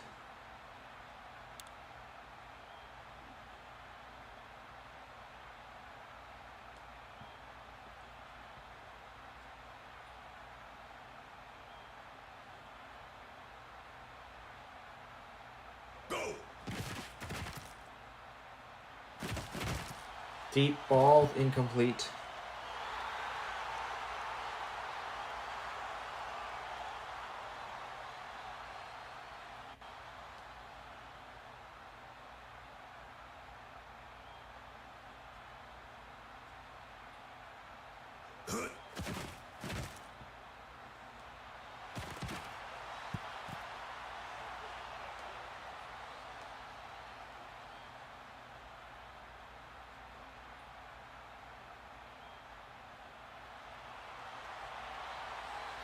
We officially now have 28 games in the first round of the GA Cup.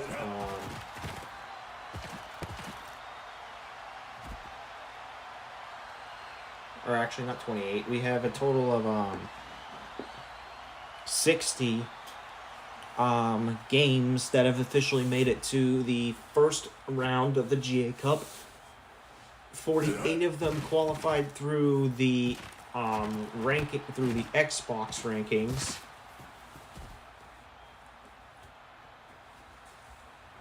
While the other 14 of them made it in through progressing through the three early stage preseason rounds of the GA Cup.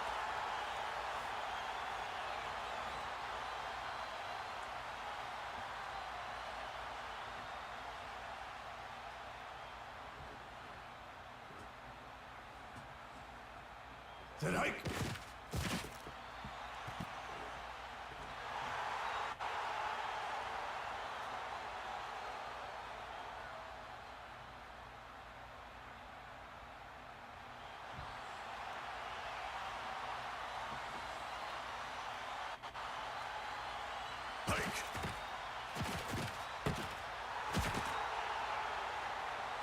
Flag again.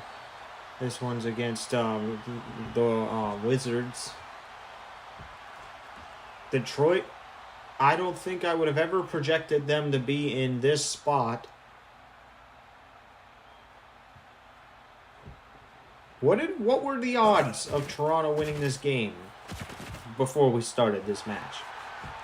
It's almost 1 a.m., which means we're on track like normal, but this game is just doesn't feel like it is because there's been so many incomplete passes that this game just feels longer. And it's a Detroit touchdown.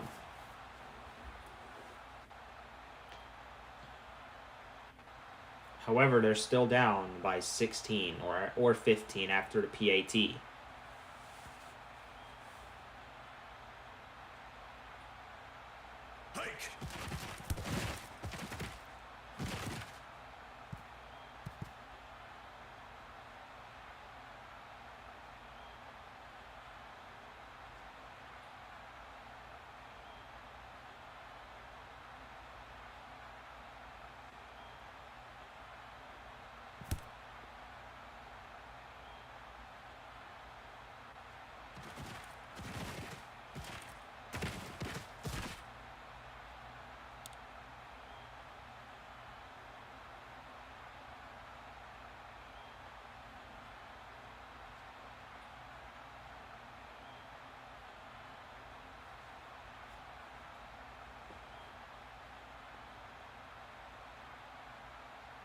Sit hut.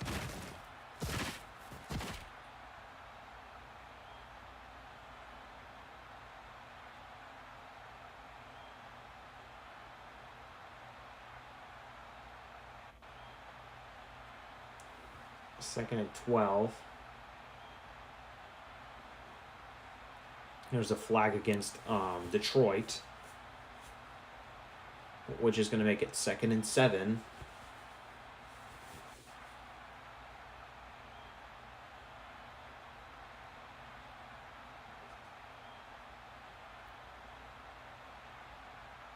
Go.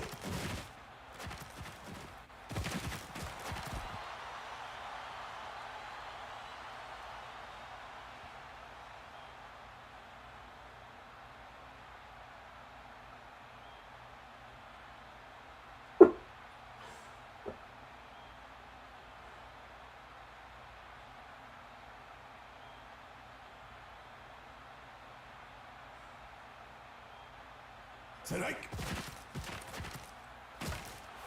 It's now 4th down. Detroit's calling their 2nd timeout here already. I would have never predicted that Toronto, out of all teams, Go. would be the ones to dominate. Even though they had a lot of mistakes in this game, both of these two teams played very similarly. Toronto does this on a regular basis, but Detroit is an elite team that would win games at ease. So this is completely new. It's intercepted. I think that's game over. It is picked off by Toronto, and I think this game is officially said and done.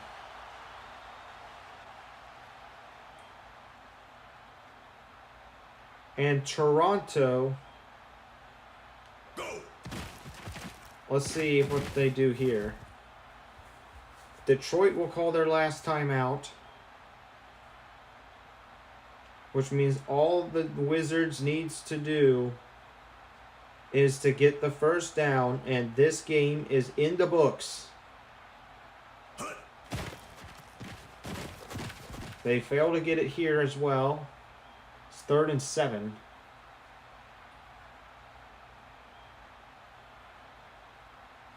They just need 1 1st down, and this game is over.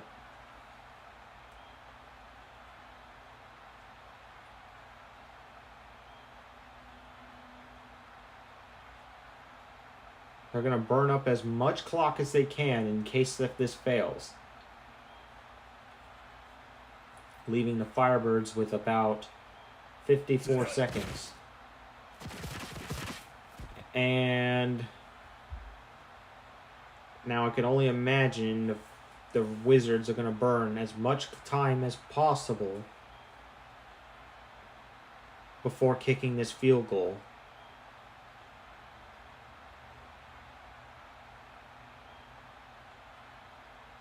However, there's still going to be plenty of time for Detroit.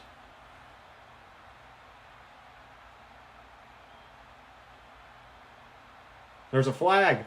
Oh, that's it. The Wizards are going to win off an encroachment penalty, and that is it.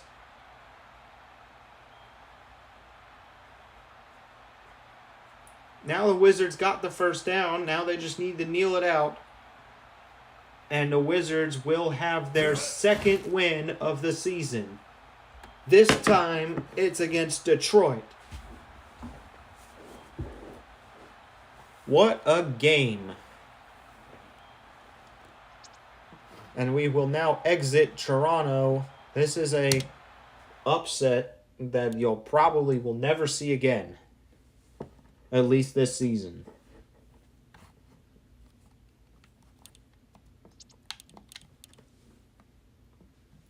Our 3rd game of the night is going to be the Atlanta Razorbacks versus the Calgary Orioles.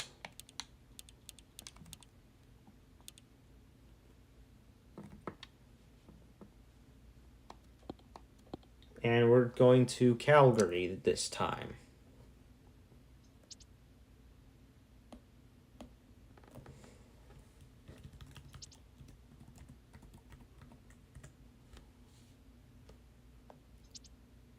Ooh, it's cold in Calgary.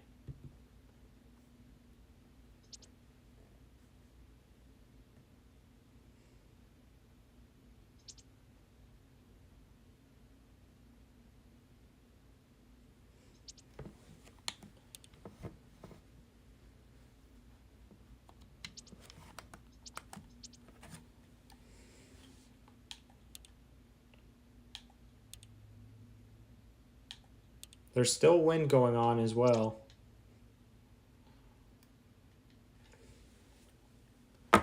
And wow, now I got to update the standings in a way I never expected to. Welcome back to the blood red stadium of the Calgary Orioles.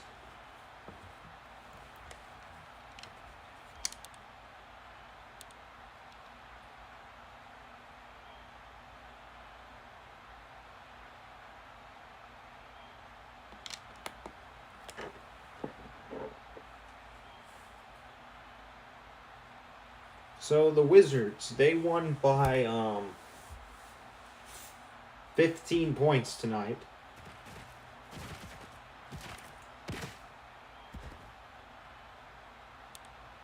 So now Toronto is 2-4.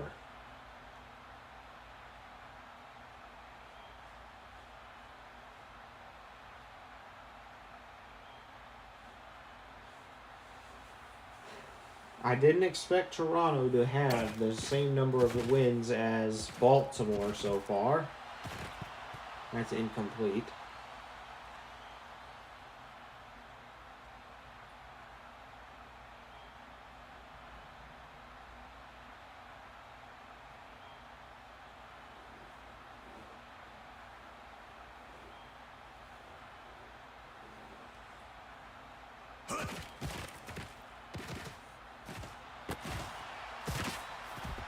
It's going to be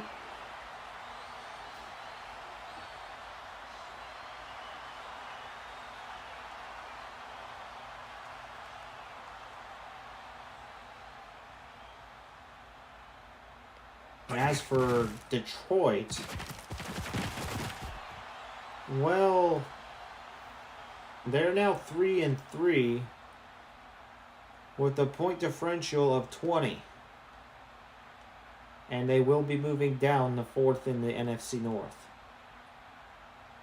It's not something I would have expected that happen today, but it happened. So now we must reflect on how that, or at least Detroit fans will have to reflect on how that happened.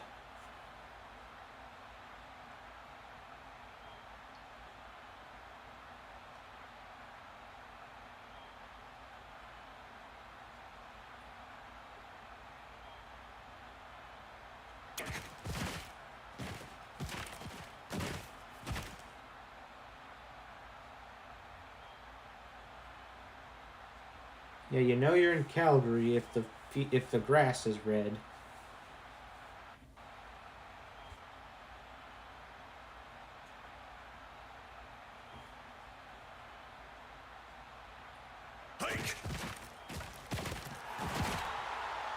Atlanta is running on their hopes and dreams of this season as well, so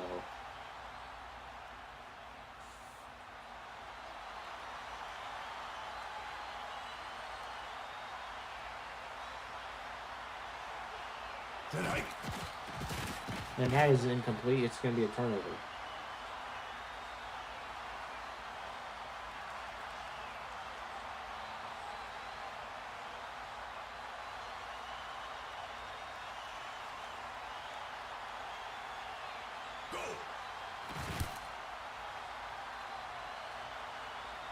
The Toronto Wizards are going to move up to 15th. They're now above St. Louis in the AFC standings.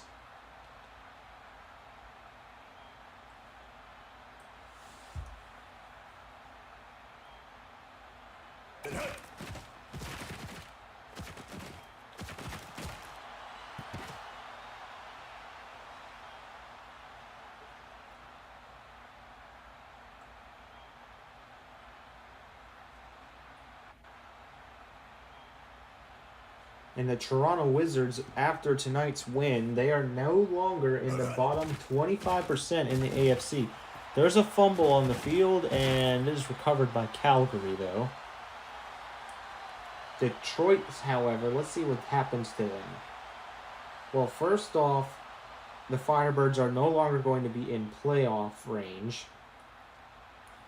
as Detroit losing has put the San Francisco Sharks back into the playoff range. And now Detroit is sitting outside after they lost. So Winnipeg moves up to 8th. Vancouver moves up to 9th. San Francisco moves up to 10th. And Detroit will be moving down from 8th to 11th.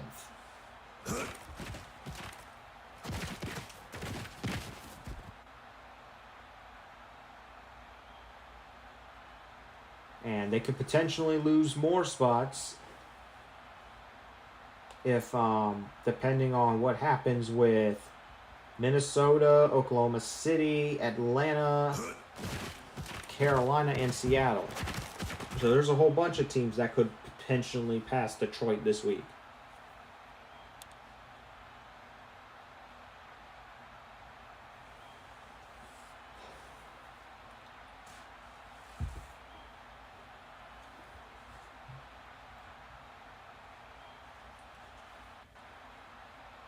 Strike. Calgary's going to throw. It's going to be 1 yard gain here.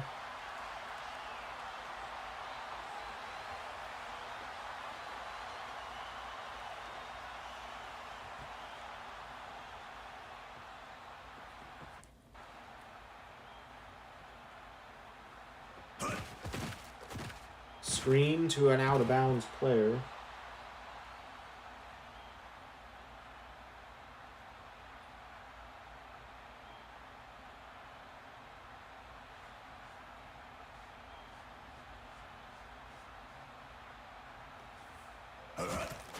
I would have never imagined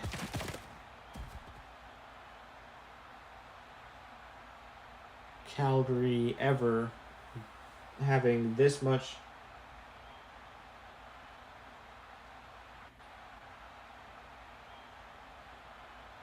Go.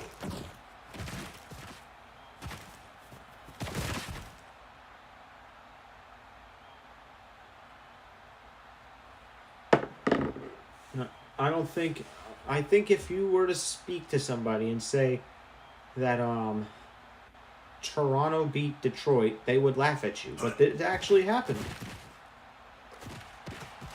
And now Calgary, speaking of which, Calgary's on the verge of their first touchdown of the game already. Could it be possible that we see a second major upset tonight? Hike.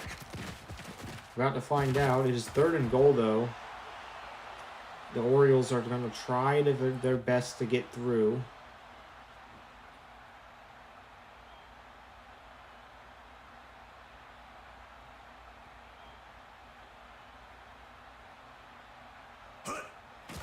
Pass is going to be caught, but it's not going to get them nowhere, and Calgary's going to kick a field goal.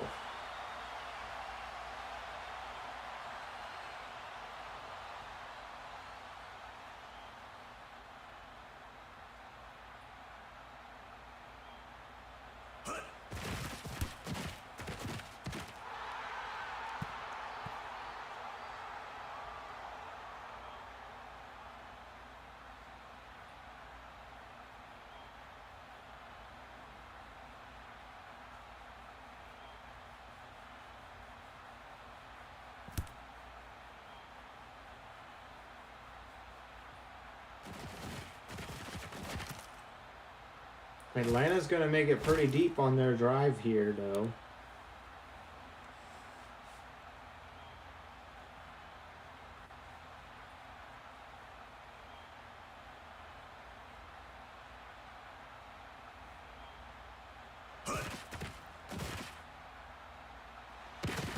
Incomplete.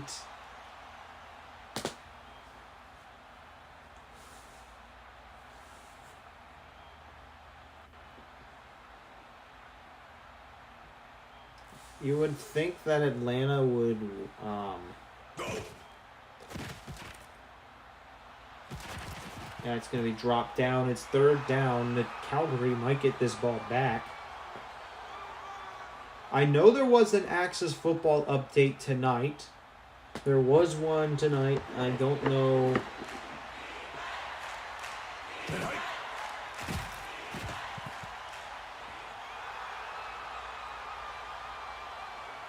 Because there's been a few patches. I'm not sure if it released on.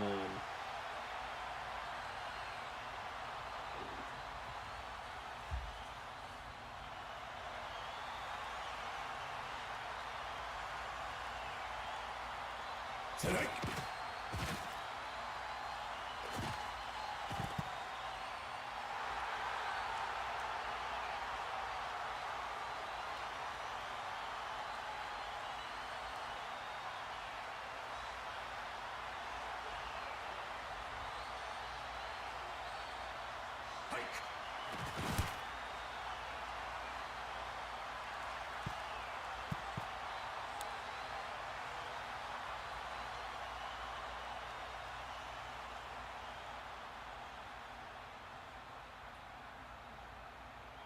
Alright, let's see what's going on.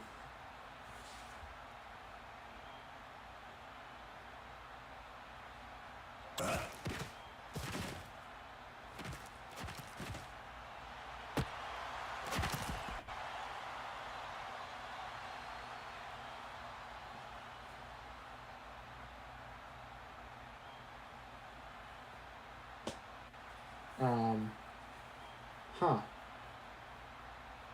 There's a new game in town called Poly Football. Oh, they almost got... The Calgary almost costed themselves a safety.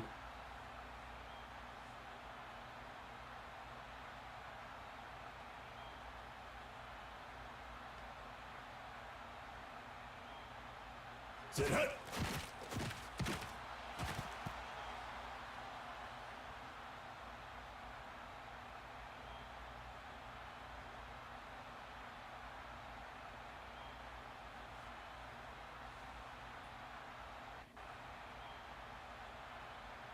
Tonight.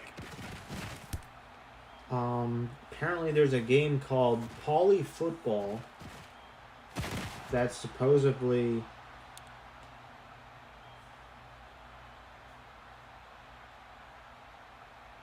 How is this game rivaling... How is this a rival of Axis? Go.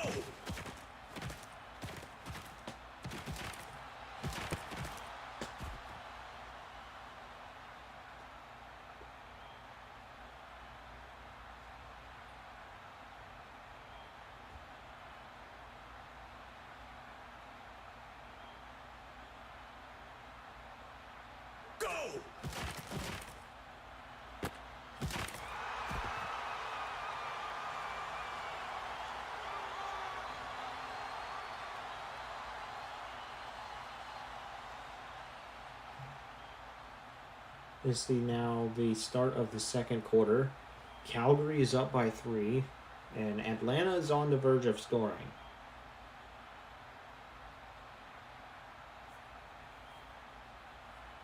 I don't think Poly Football is considered a rival of Access.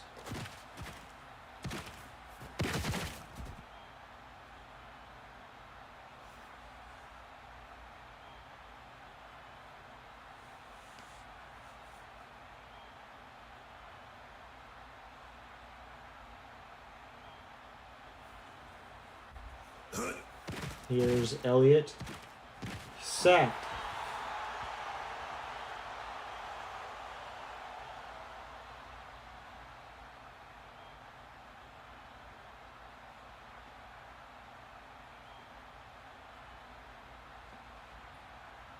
Tonight.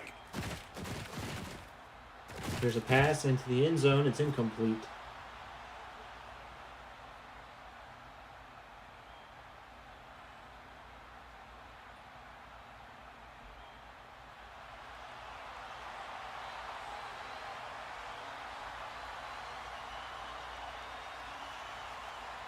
Tonight. And it's going to be a field goal.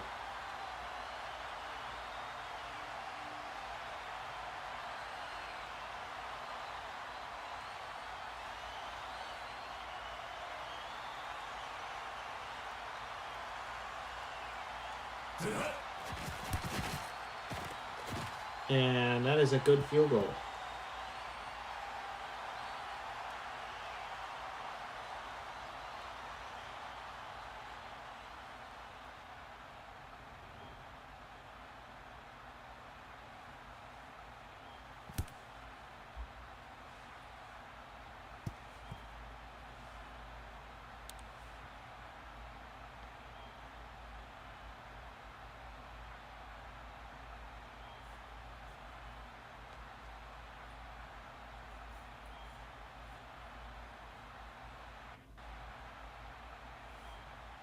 Sit hike.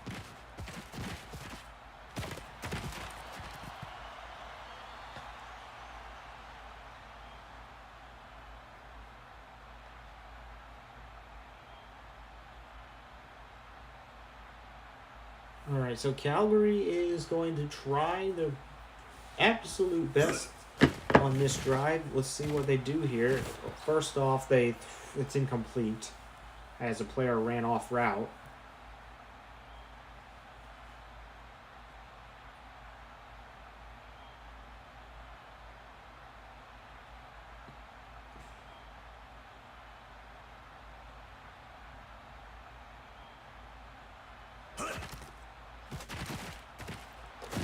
Oh, it's intercepted.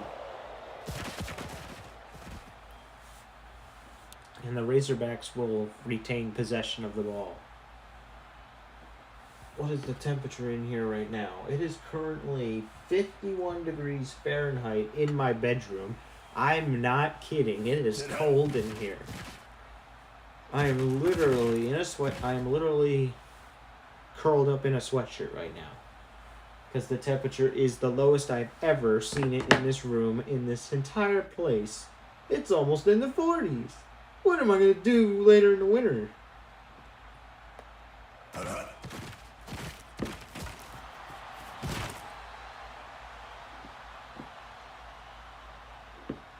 The temperature has gone up, though, outside by like a few degrees, but that's like, but still, it's been in the 30s for an extended period of time today, which caused the temperature to drop.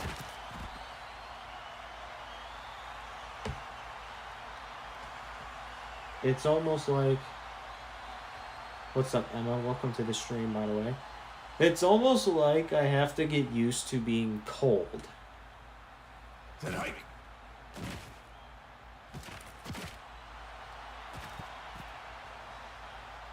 Which I kind of already am, because some of these things that I'm touching, they're not cold to touch. Like, well, maybe that's because I hadn't been touching the table the whole day, but the wall's a little cool. The only positive about it being cold in my room is that my drinks are cold.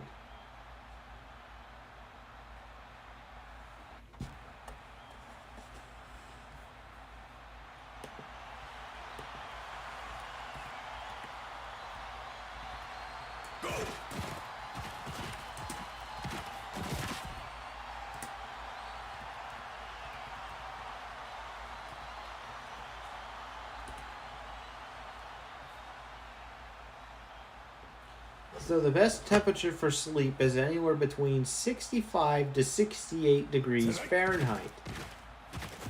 However, it's 51. We are literally more than 10 degrees behind that limit. Almost 15.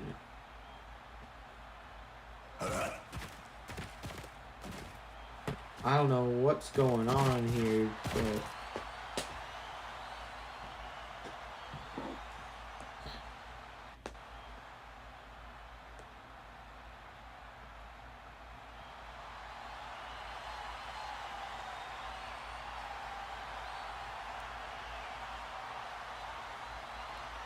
Sit up.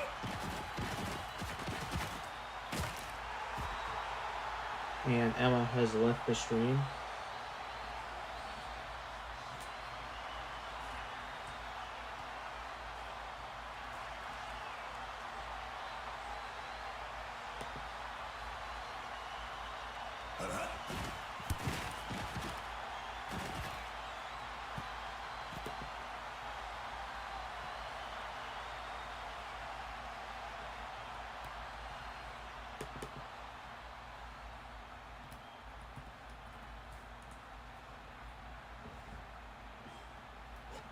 Keeping your house... Okay.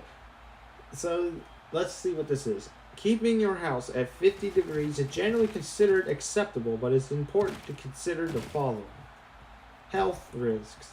Prolonged exposure to cold indoor air can lead to health issues such as hyperthermia, and no the frick it can't. Not at 50 degrees. Tonight. That frickin' AI is an imbecile. You see, this is why AI is wrong. It's telling me 50 degrees is cold enough to develop frostbite. No, the frick it ain't.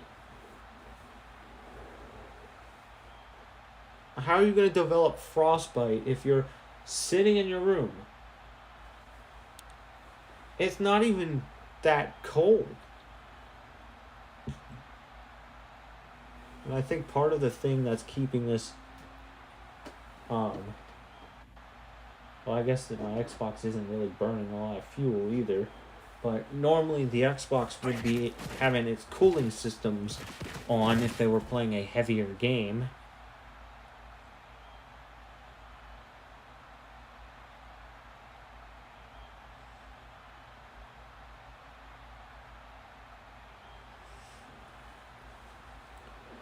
It is recommended to keep your indoor temperatures above 50 to prevent damage to pipes and other structures. Wow, that's nice. Well, I'm also in an apartment, so I think some of these pipes are sealed off. Actually, the temperature just went up to 53, so it's actually warming up in here. Thank goodness.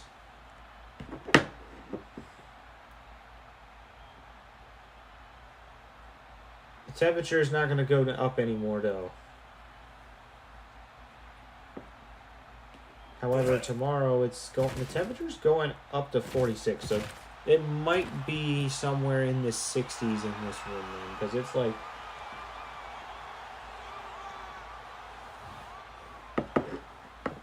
At the current temperature level, we're expected to have temperatures anywhere from... Tonight. From 51 to 61.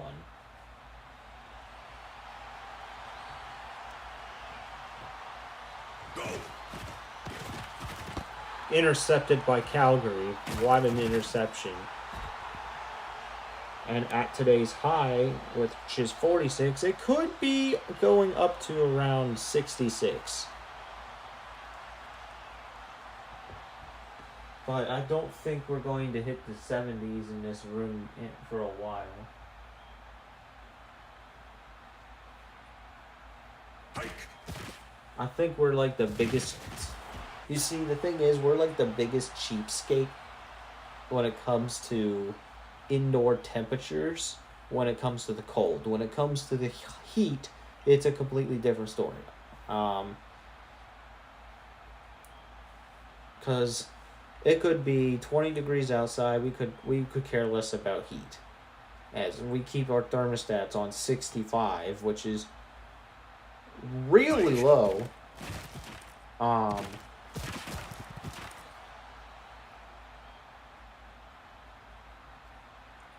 We're saving a lot of money doing that, though.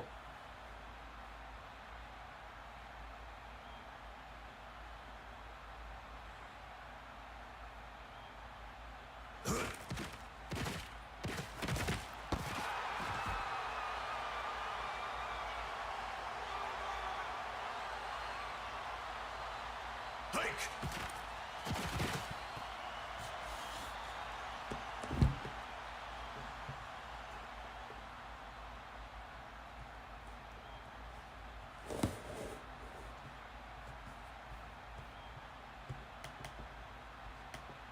Tonight.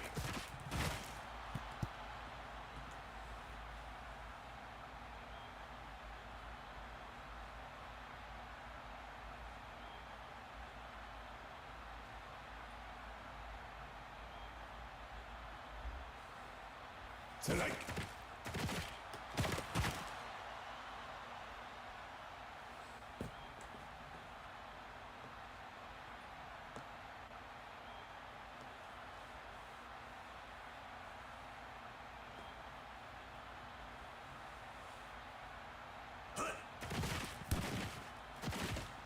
And field goal is good, and this game is tied.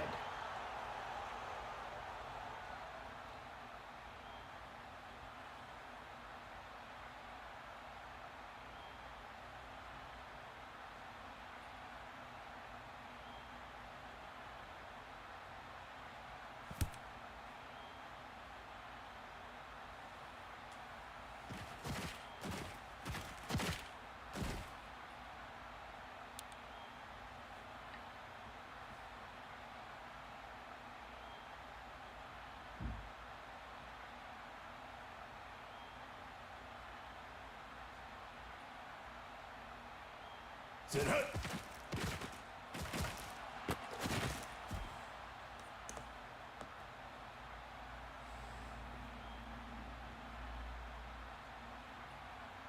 Sit hut.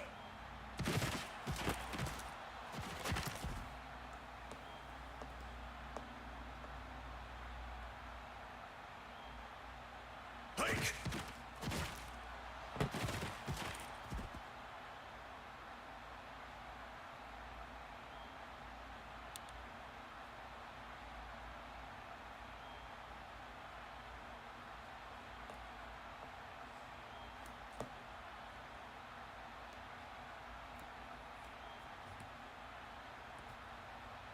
Hut hut.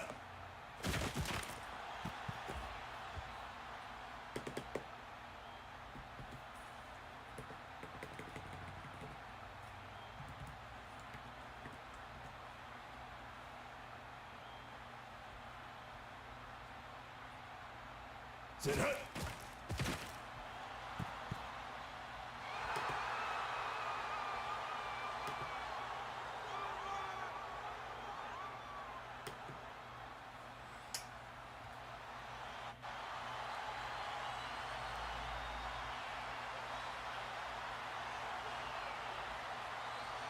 Go. It's a first down.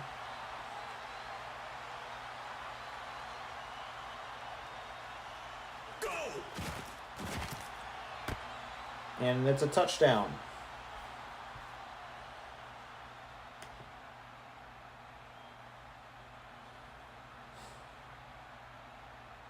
And the Razorbacks are going to take a lead here just during this quarter of the game. I cannot believe this is taking for this long.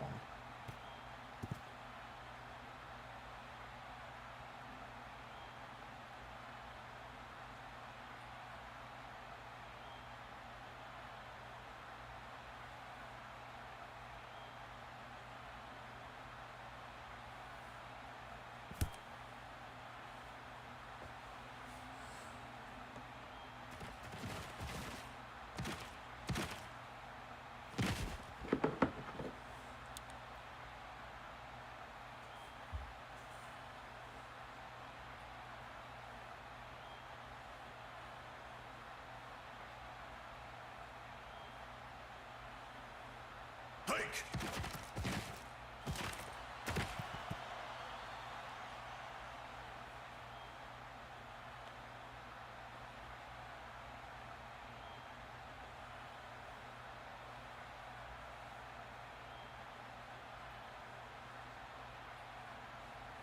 Hut hut. First down, Calgary.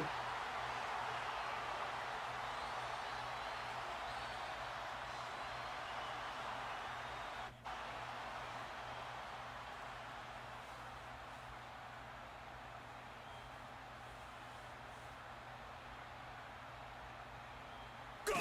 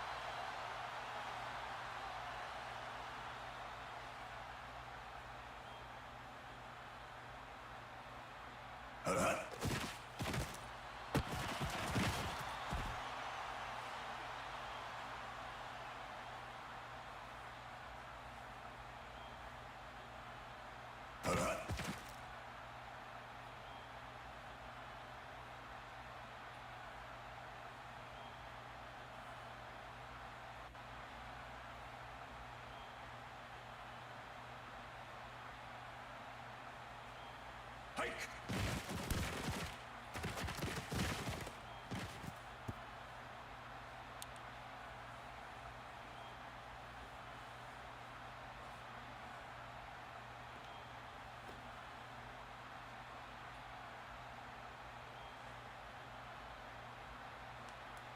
Hike!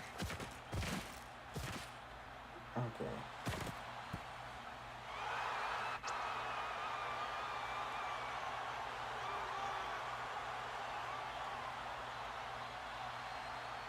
It's halftime.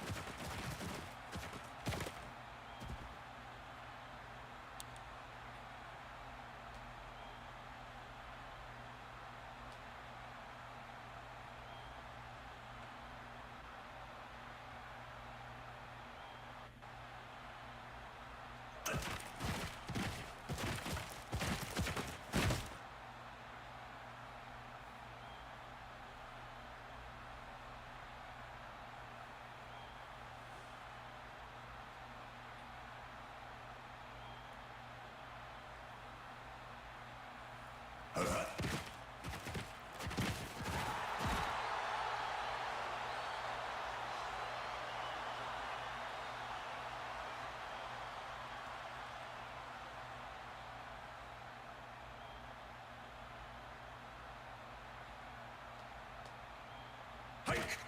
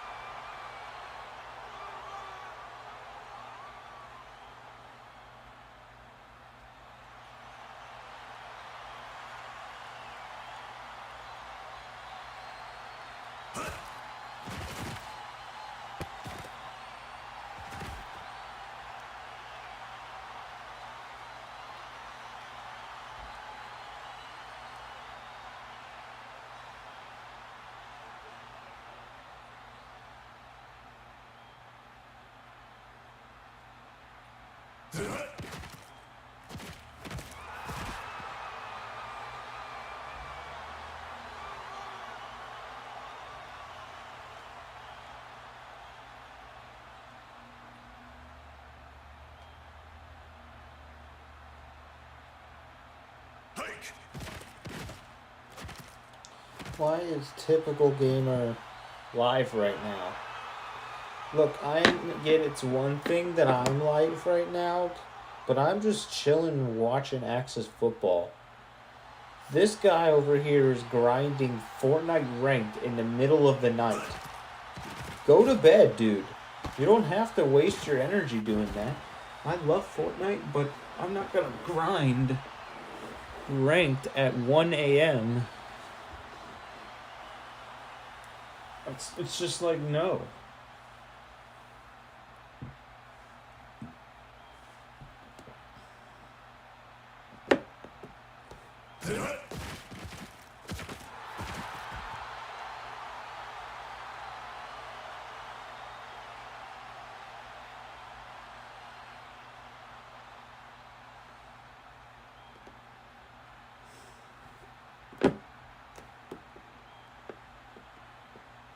Hike!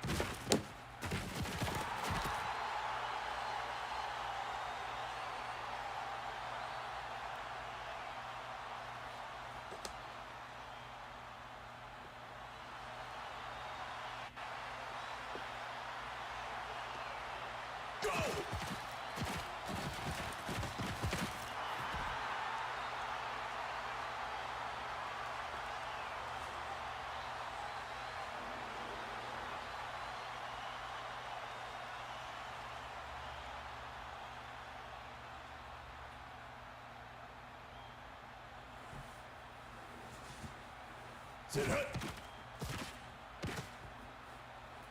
Here it is, a pass. This is caught. And it's a first down. What a way to get a first down if you're Atlanta.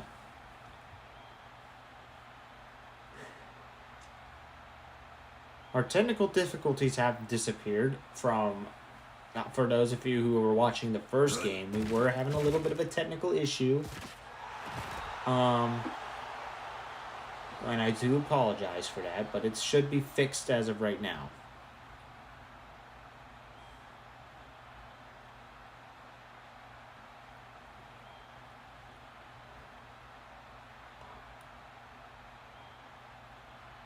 Hike. And that's a touchdown.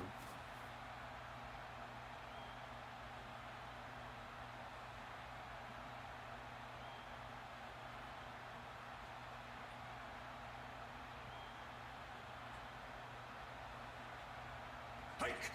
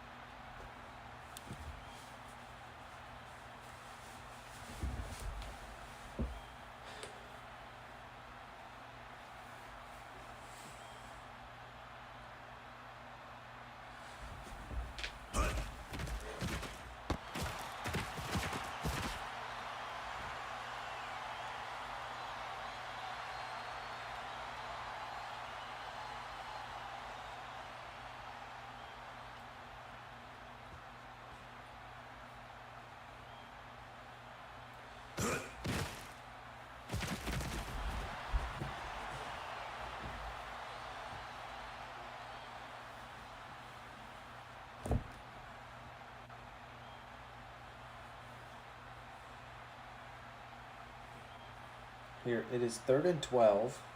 Sit hut. It's a first down. It's a third down conversion.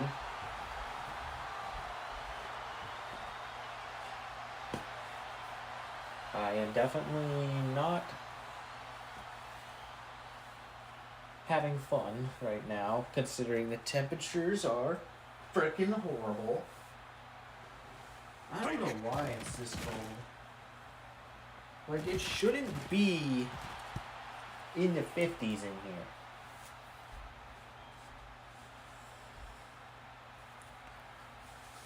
Like, I am genuinely cold.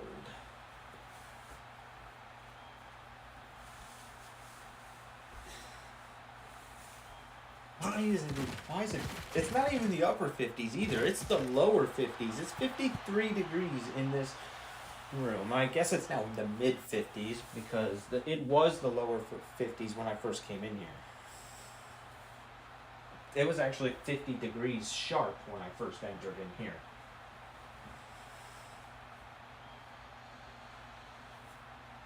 Which is stupid. Like, if Edmonton was somebody's bedroom, I would be in it right now. Because, I don't know.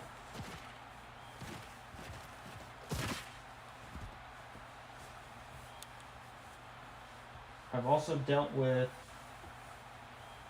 well, the good news is here, I don't have to deal with extremes on the high side like I did when I lived at the old place. Oh my gosh, I hated living there. The temperature would rise to the 80s on a regular basis, and on some days it even reached the 90s. Well, actually, it's too early to tell if it will hit 90 degrees in the summer in this place.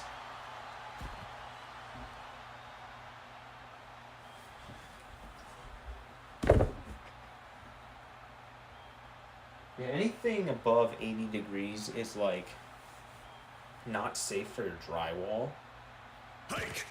The temperature level is currently labeled at cold. Yes, it is cold in here.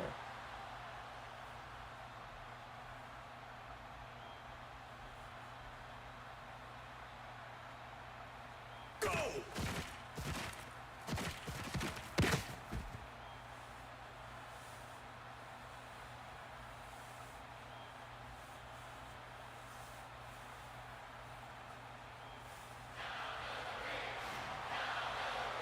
I'm now wearing 2 layers of pants. Again. I shouldn't have to do that every day. I just want it.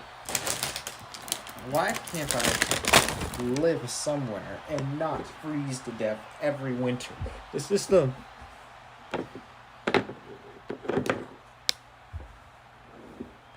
second winter in a row where we turned into an icicle.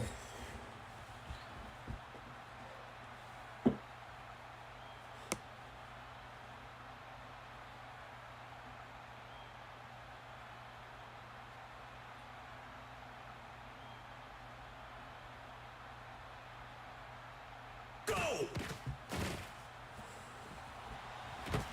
And it's not even the coldest month yet. We still got 1 month to go.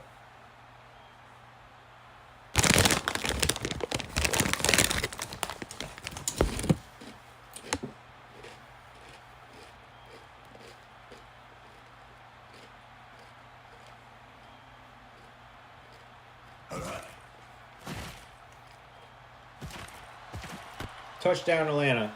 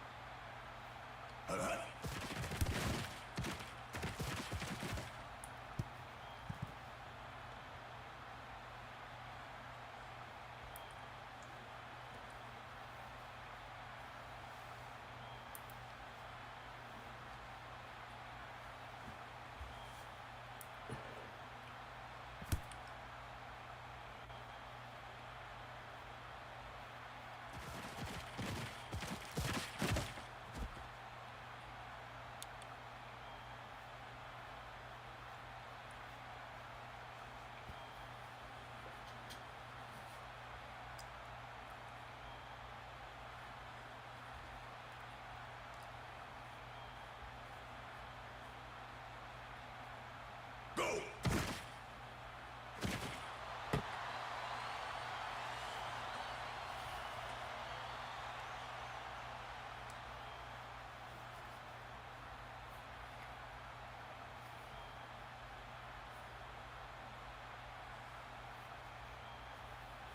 Hike!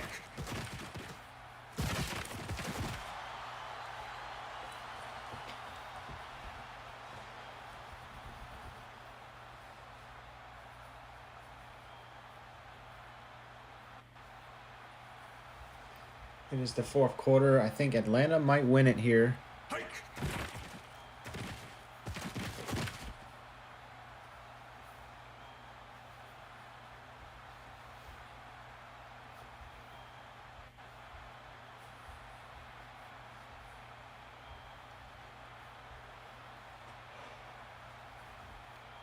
Tonight.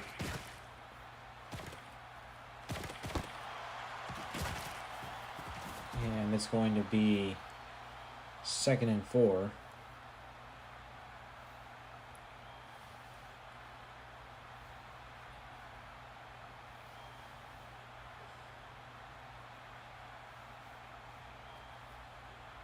Hike! And I think that might be that's going to be a first down for Calgary. Calgary needs to find a way to get back into this game. They're down by 21.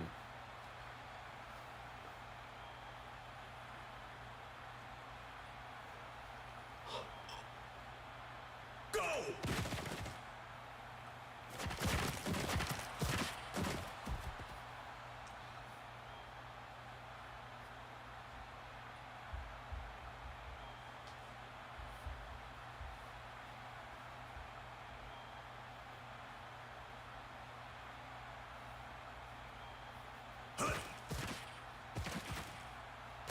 That was a bad pass by Toronto.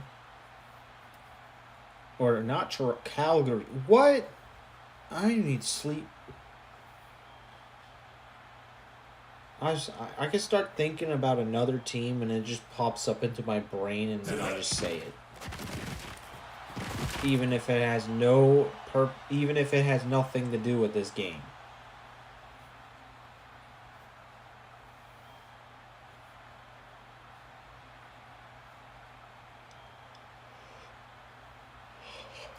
The Orioles are just like,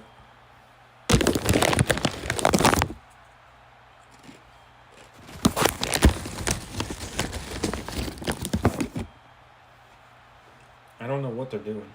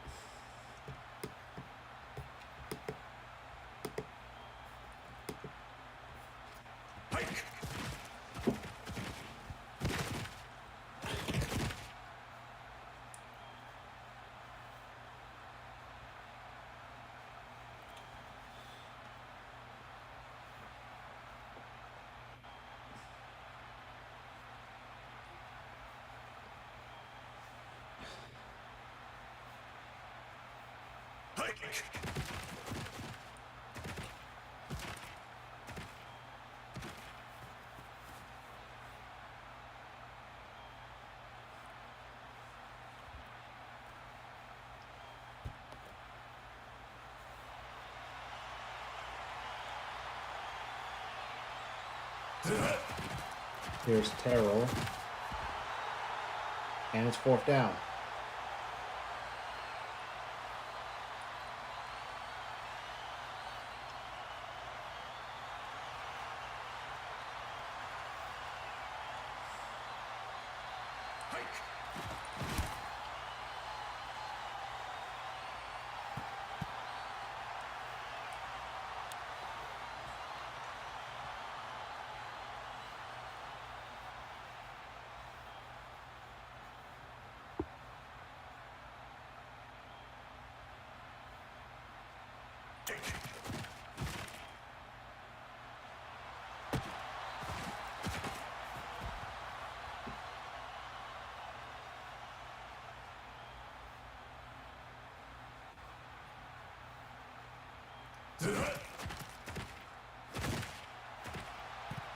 That pass is incomplete. It's 2nd and 10.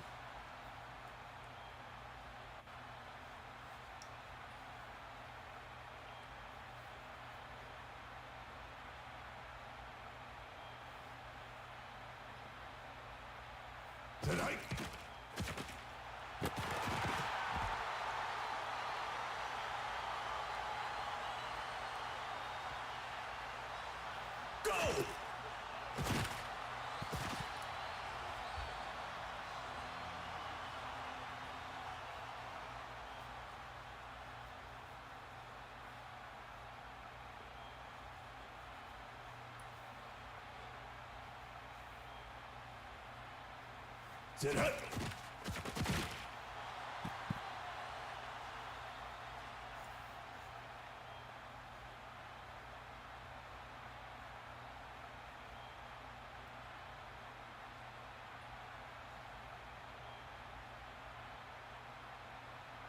Tonight.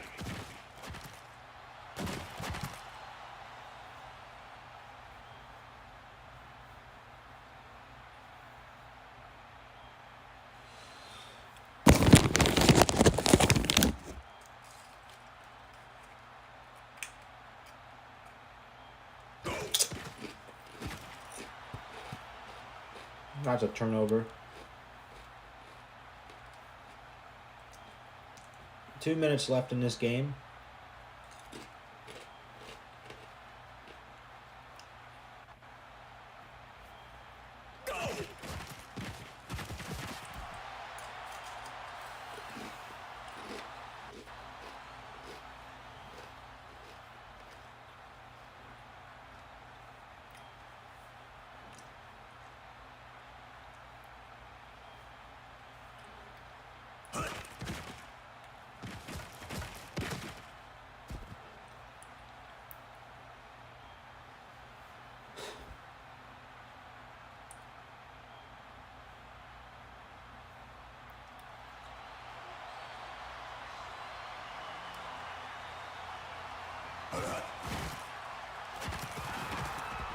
And it's going to be a 4th down. Calgary's used their timeouts.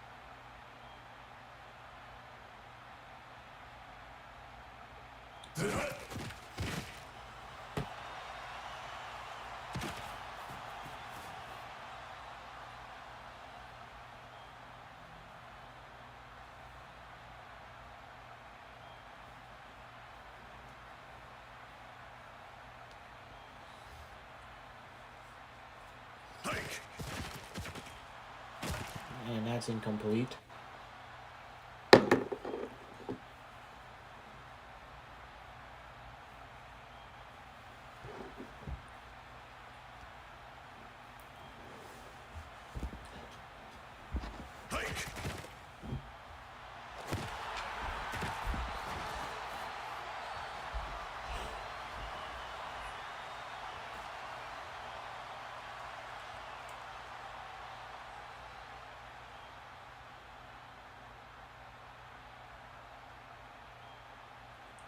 Strike.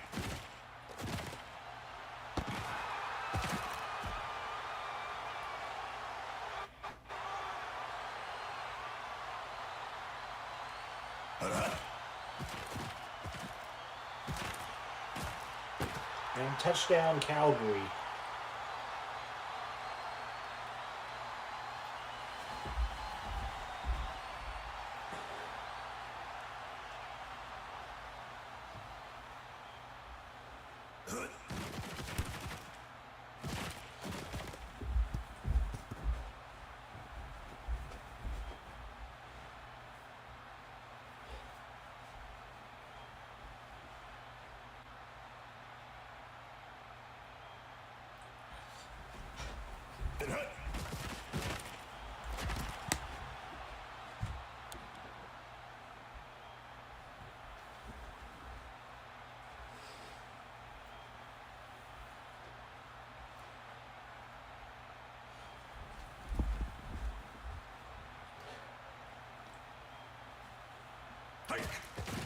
And that is going to be it for tonight's 3rd game,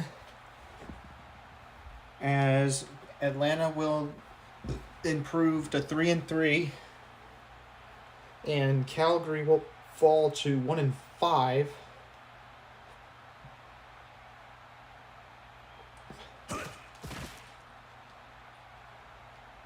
This game is not going to end the same way that the Toronto game ended.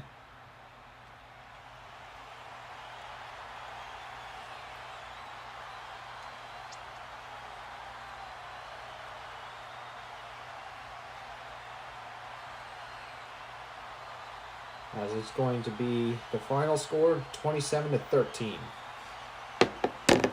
And that will do it here in Calgary. Our final game of the night takes place inside the United States. This is our first game of the night that is in the United States. And that is going to be the Houston Bombers versus the Oklahoma City Cyclones.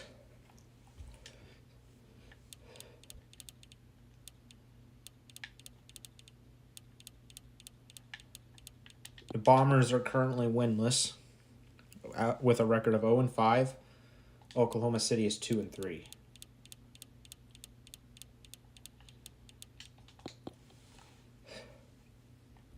It's currently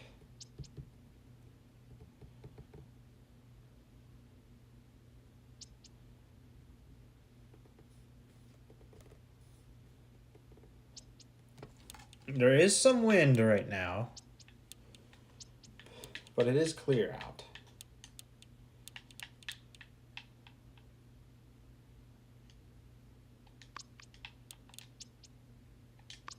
The analytics say that Houston has an 80% chance to win this.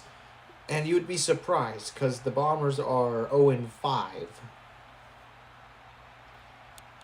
Analysts are saying that Houston's going to win this game.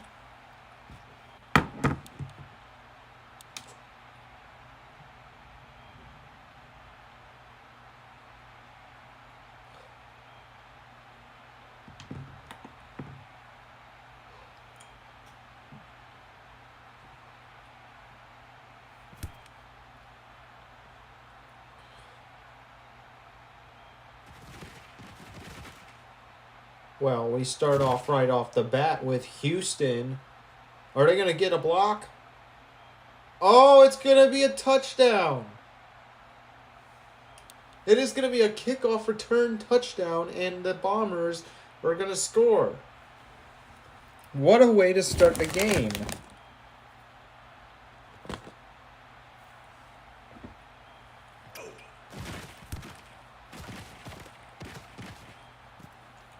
And this is coming from Houston, a team that is currently in last place in the league. Well, they're not as of, or at least as of the end of last week. They're currently in 39th, as they did go up because of Ottawa. And now the Cyclones have to figure out what just happened.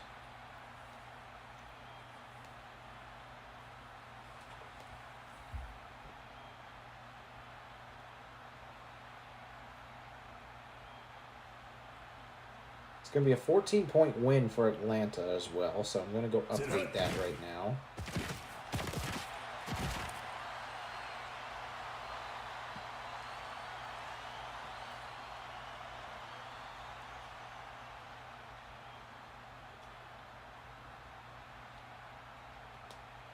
That will put the Razorbacks in second in the NFC South as they move up above Carolina.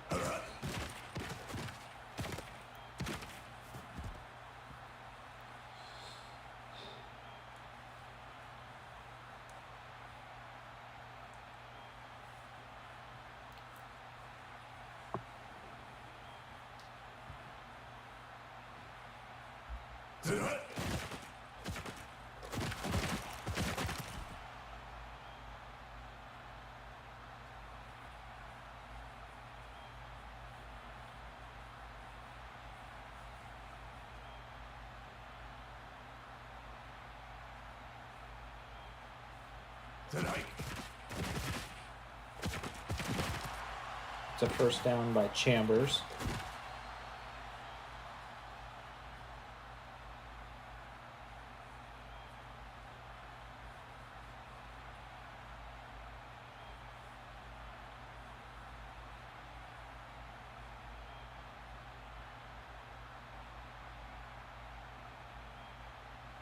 Go.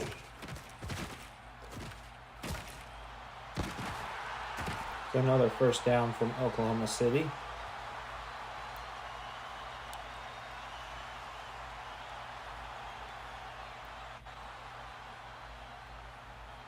Now, as for Calgary, that loss is going to put them... They're going to stay in third in their division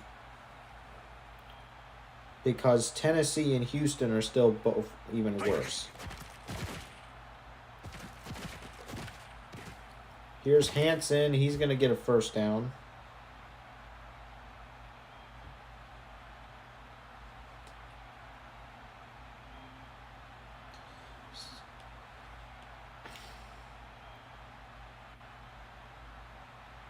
Go.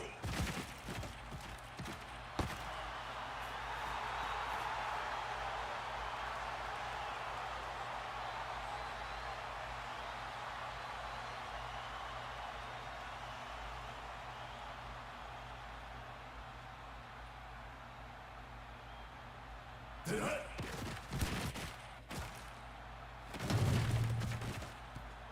That PAT is no good. What in the world is wrong with you? No offense. No one should be missing PATs in this league. And just like that, the Bombers, even though they conceded a touchdown, they still have the lead in this game.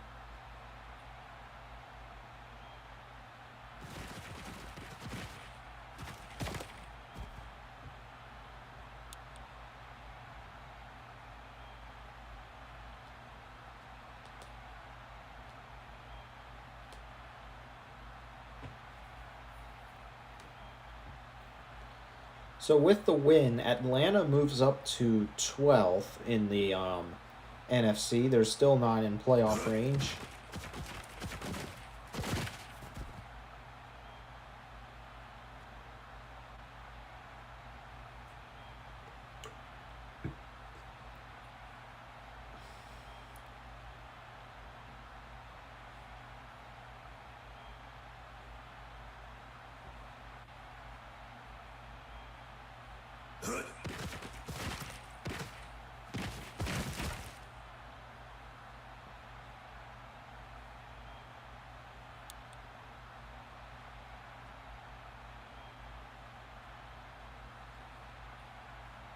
Our division leaders haven't really changed at all this week yet, but we haven't gotten into the good part of this week yet, so.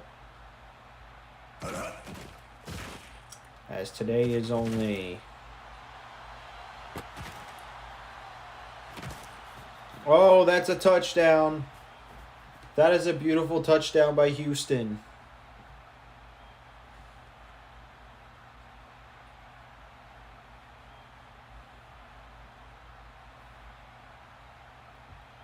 And just like that, the Bombers extend their lead to 8.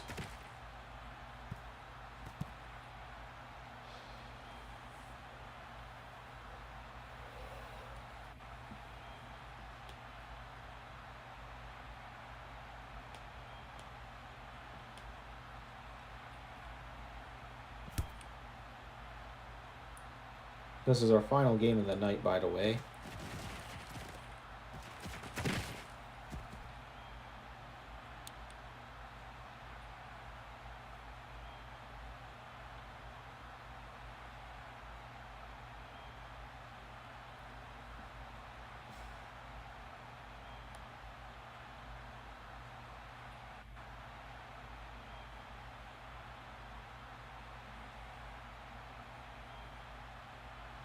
Tonight.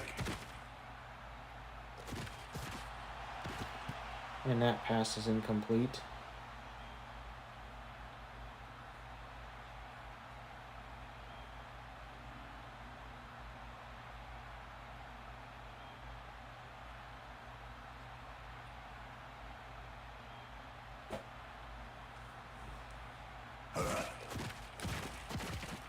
Hanson with the throw. Caught by Austin.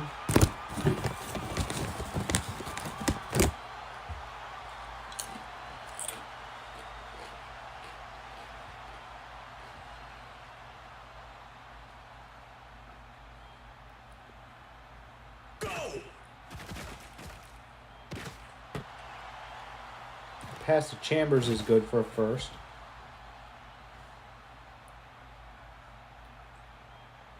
If the Cyclones do win tonight, they will be 3-3, and that would help them not only escape being one of the worst teams, they could also be considered as a playoff team soon if they were to continue. That's another first down for the Cyclones.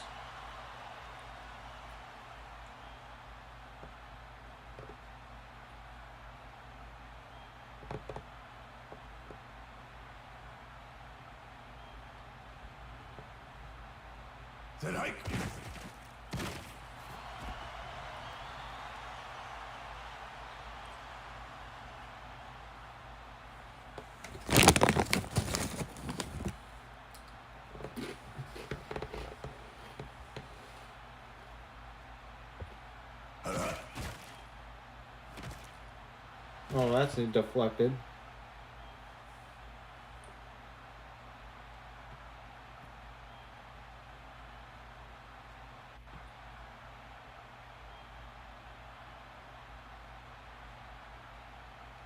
Tonight.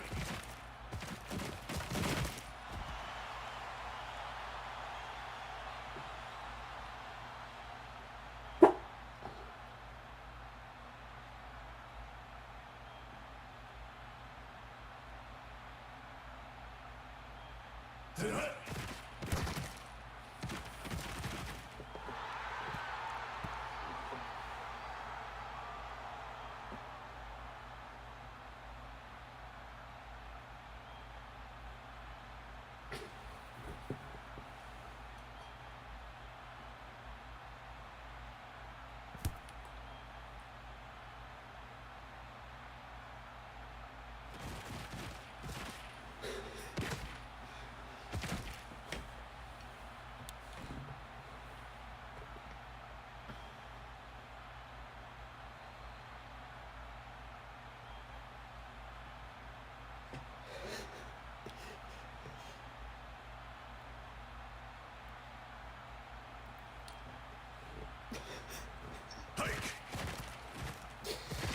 You know, reading some of the comments we get from other XAFL members, some of the things in this league makes no sense, but it just happens. Like,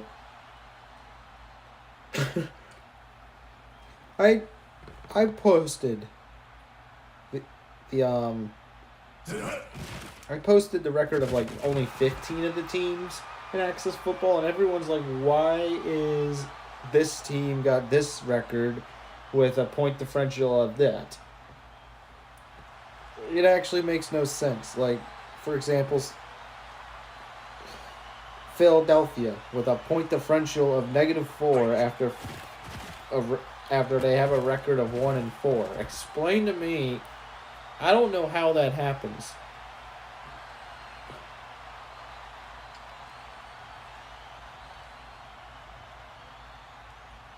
If Philadelphia wins this week and finds a way to get a positive point differential, Tonight. I don't know.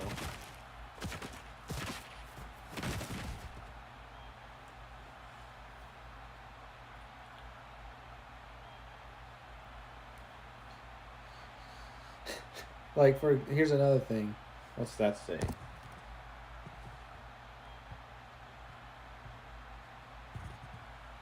Go. Oh, nice.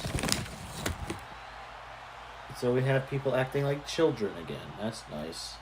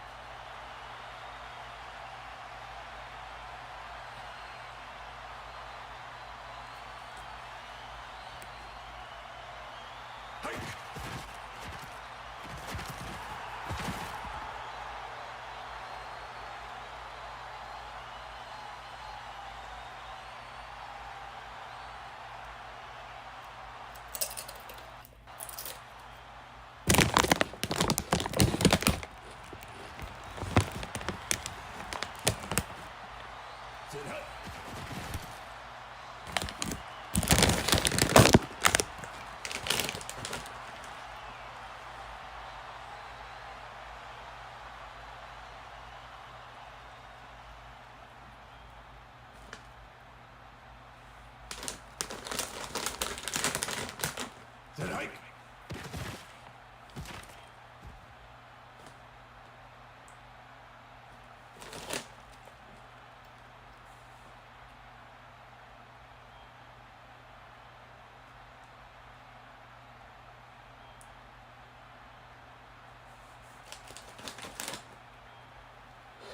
Tonight.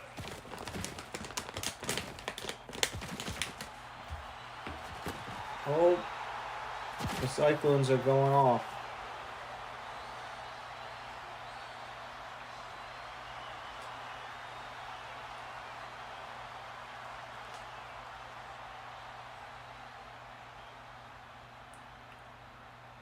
Tonight.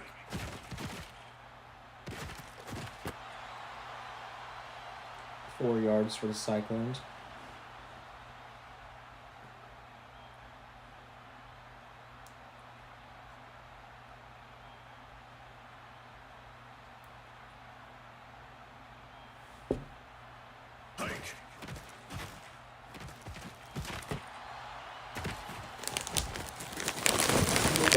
Philadelphia's one win?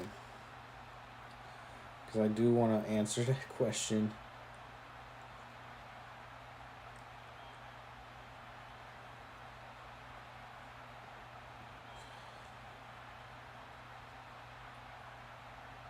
Go!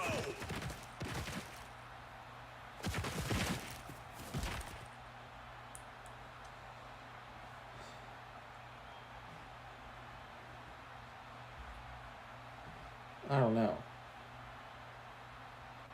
They won by 10 in their only win, which absolutely doesn't make sense. He has got a point. Let me check the standings real quick.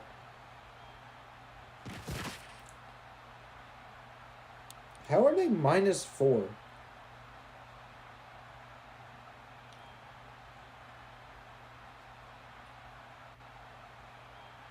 How are they -4? There's no way Philly is -4.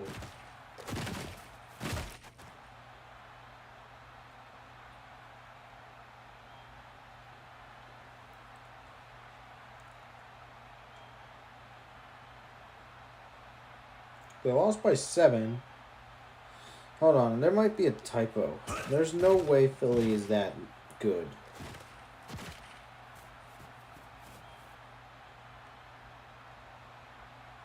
This guy does got a point. I think there was like an error with me making this stupid.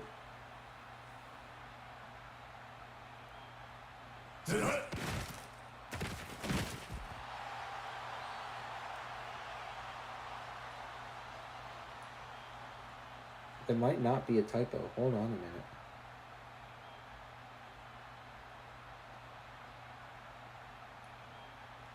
Oh my goodness, it's not a typo.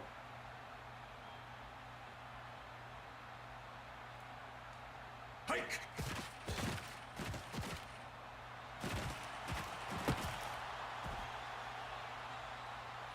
It's not a typo, guys. Philadelphia is actually got a point differential of just -4.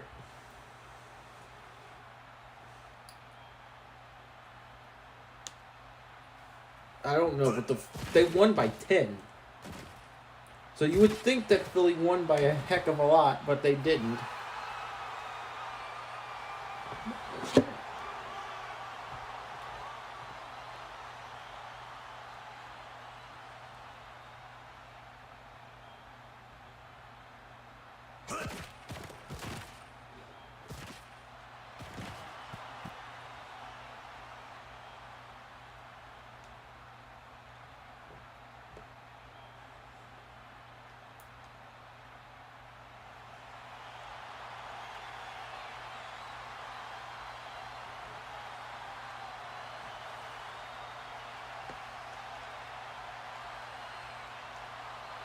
Sit up.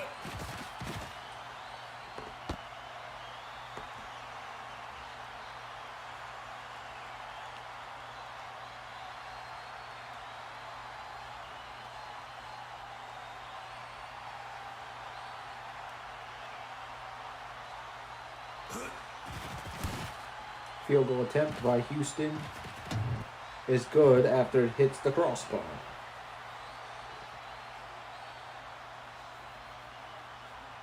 Or I guess the uprights.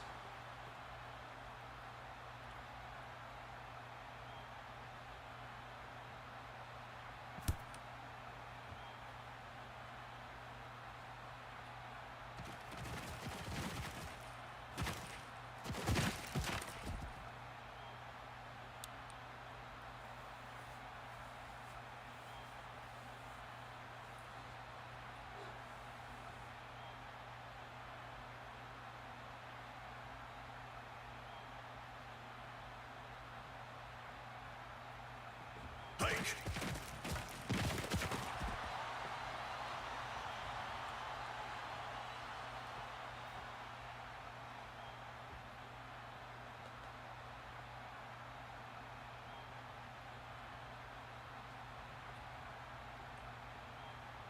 Hike!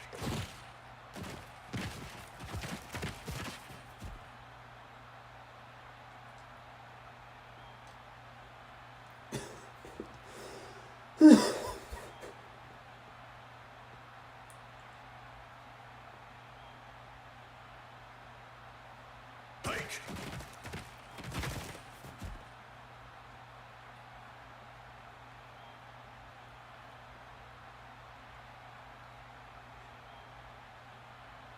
It's 4th down. The Cyclones are going to punt.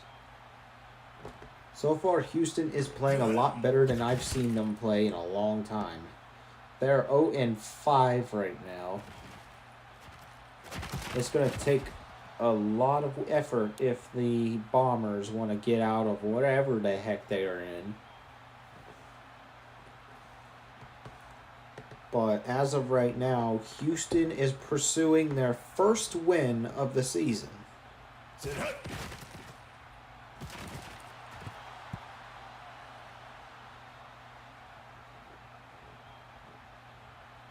And all they need to do is maintain their offense.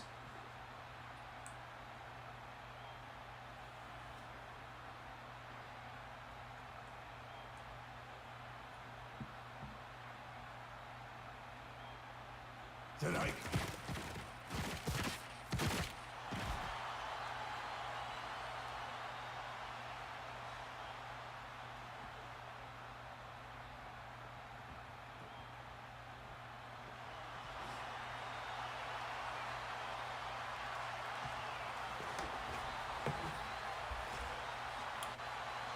Hike.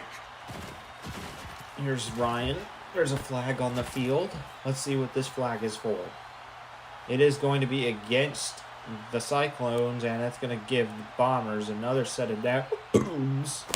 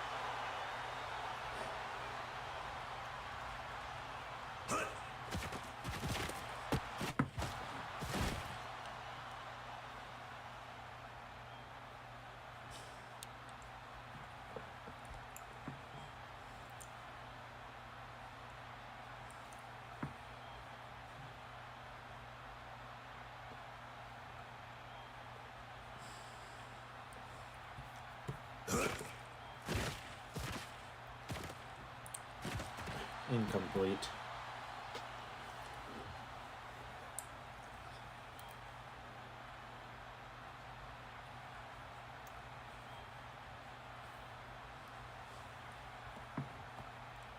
Let's see has anyone posted anything recent?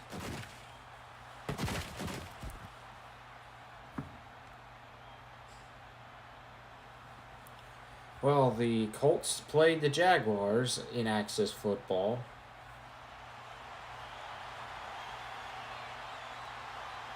I don't know who this is.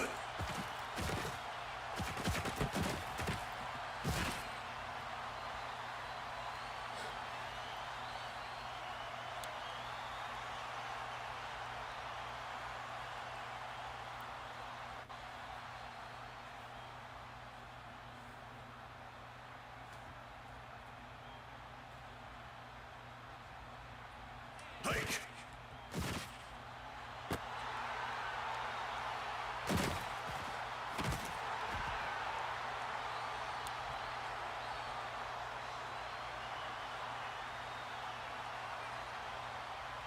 I don't know who this person is.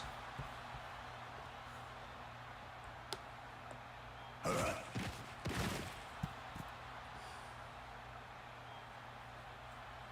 they trying to start a sim league or something? I don't know what they're doing.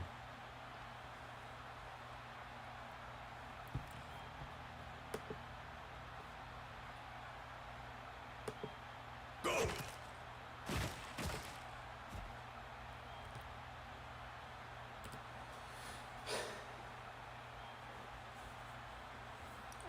It's whoever Cherillian is. They're from Canada, so it's nice to have a Canadian around in the Access Football community. considering that there's 3 Canadian cities that are built in the game, I just had to make 4 more to be part of my league, which is under its 6th week of the season. Hike.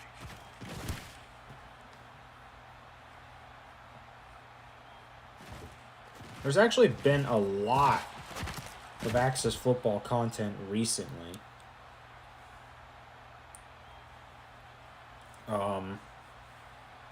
A lot of it is from Cheryl. Gosh, I can't pronounce that. Cheryl. And hike.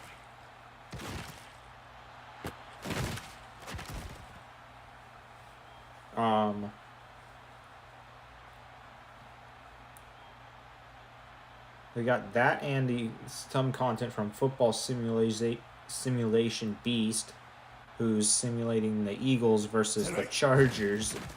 That's already that game was an hour long.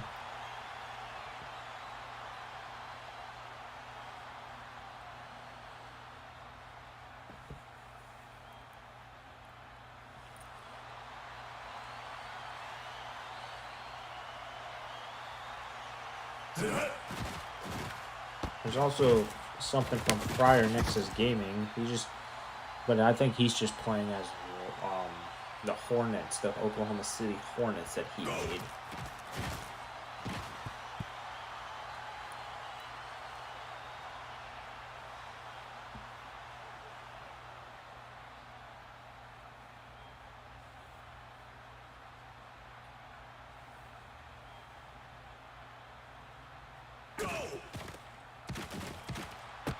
Intercepted by the Cyclones.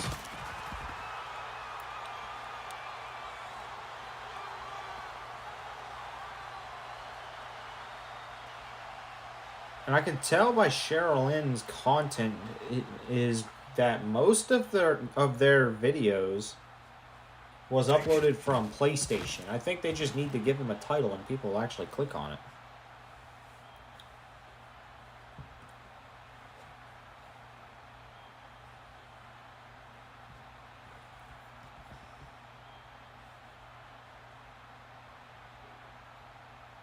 Sit hut.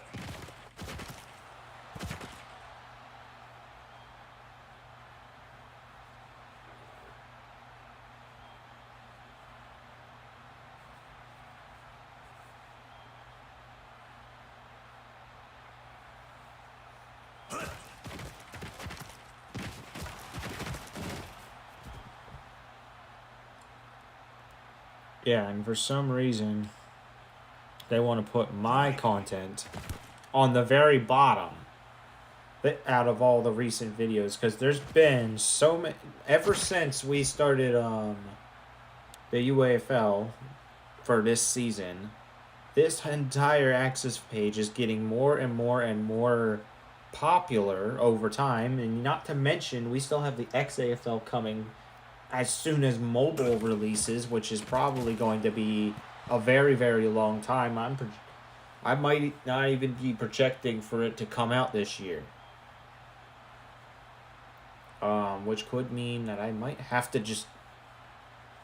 I'm gonna try to get the XAFL to work, because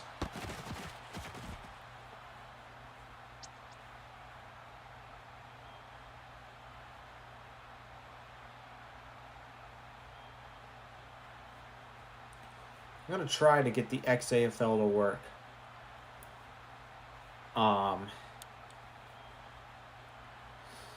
Because devs shouldn't have to wait for much longer to start this entire season. Because how Access is doing it, for some reason, they have to release the game on each device one at a time. And what they're doing is they're releasing on PC. They already did that. Then they release on, I don't know, was it PlayStation or Xbox that came first? I think PlayStation was first. Then they released it on Xbox.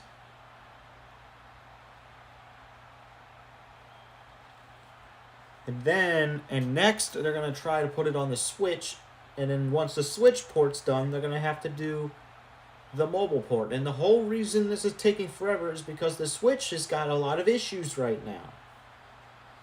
That's why this is taking forever. But anyways, back on the topic on how many videos there are.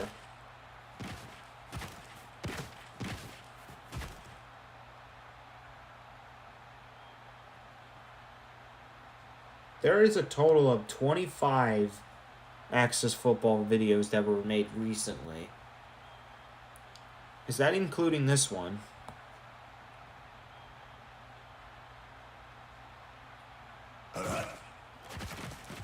Now that I mention it, speaking of which, does this stream have the right thumbnail? I don't even know if I put in the right thumbnail. No. Wait, yeah, it does.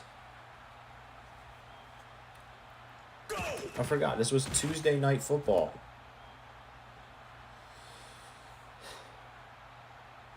But it's also Wednesday. It gets very confusing every night. So let me go see who the Football Simulation Beast is all about.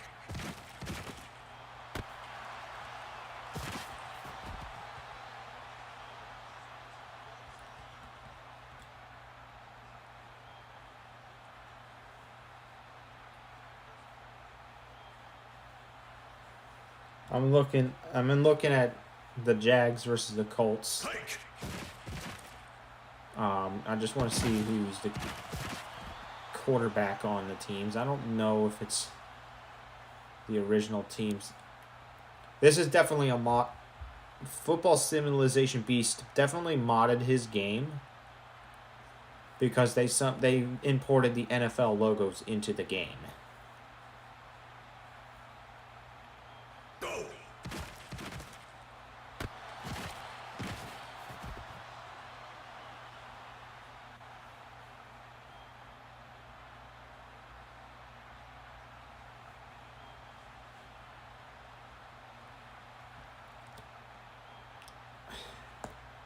They also did the Eagles versus the some other random team. Where is that? Eagles and the Chargers. This game actually happened in real life, guys. And you want to know what's funny? The Chargers won in real life. I don't know why they did a Eagles versus Chargers.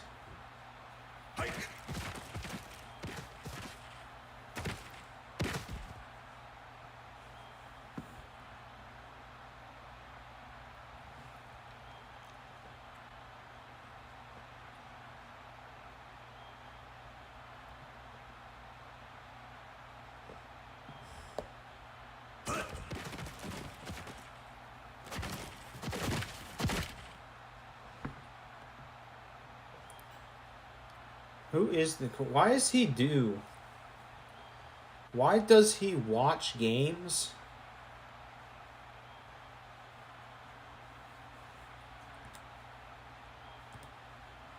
From portrait like that, or like that. Oh, there's a fumble that led to a touchdown. And the Cyclones, I think they might tie it. Let's see if they go for the 2. I think they're going to go for the 2. Huh? A normal team would have gone for 2, but I guess the Cyclones are only going to go for 1.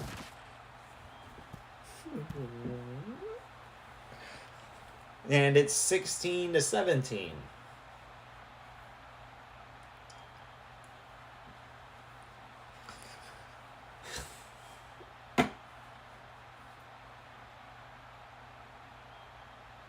This season's had its weird moments.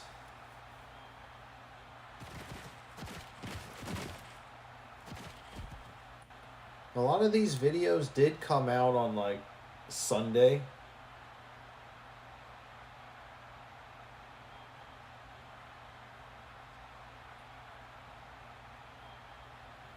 I don't know.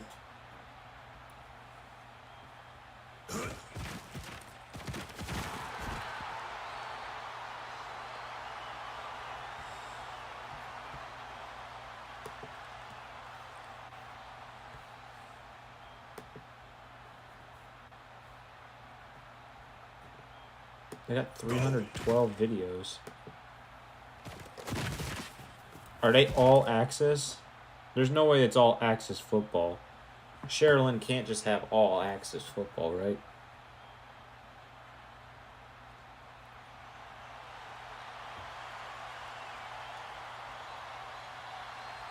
Set hike. Well, her shorts are not, but every single normal video this person has uploaded was all from 2 days ago, and it's all access football.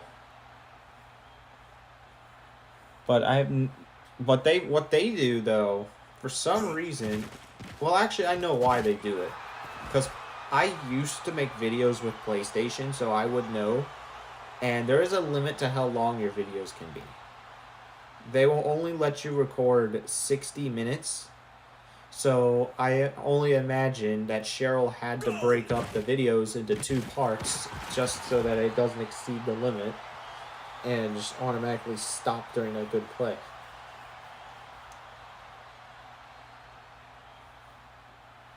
I hated that. I hated living my life on a timer every single time I wanted to make a video. That's why it's easier for me to just not use remote play. And my mic quality sucked when I did stream like that. Or make videos.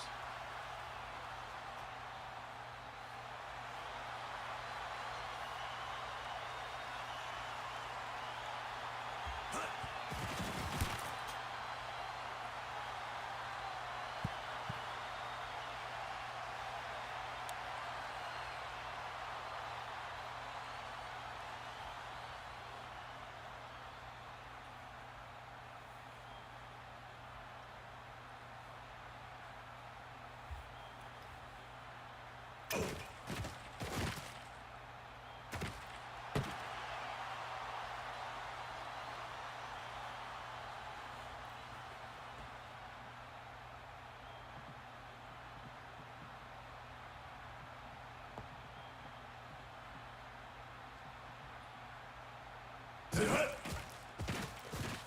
How new is this channel as well? Well, this channel is actually created. Hold on.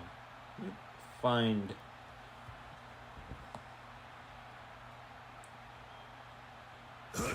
This stupid laggy thing. My mouse should be charged. I can finally use my mouse. Give me my mouse. Stupid Type-C cable never wants to give me the mouse.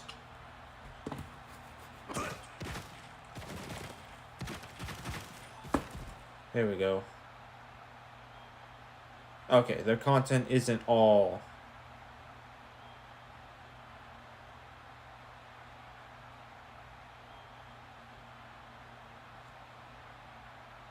access. It's just I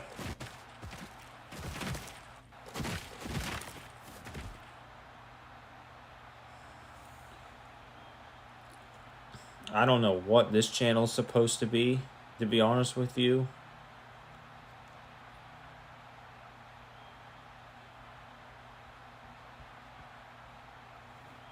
I think it's supposed to. They did streams. They did one live stream. I don't understand if she did live streams, why didn't she just stream the games? Why didn't she just stream the access games? Set hike. That'd been so much easier to do than touchdown Cyclones.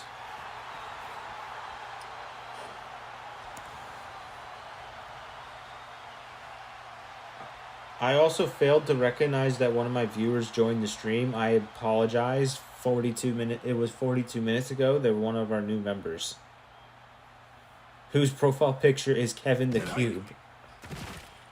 They're going for 2 now. And they get it. They go for 2. They should have just went for 2 on their first drive.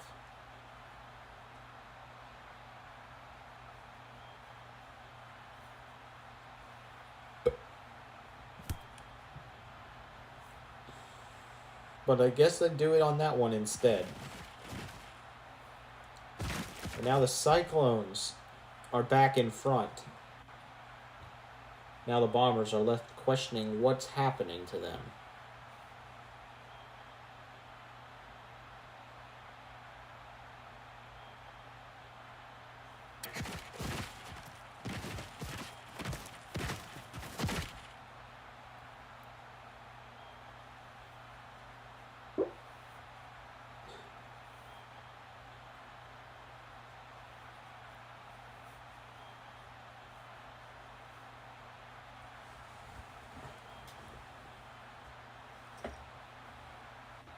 Strike.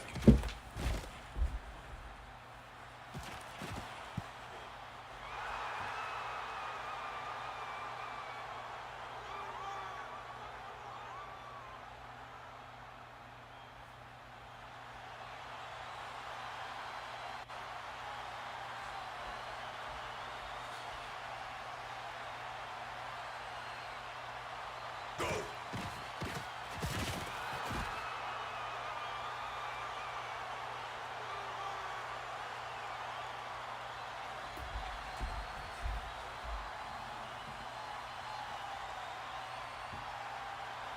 And it looks like the Cyclones are going to get the ball back. So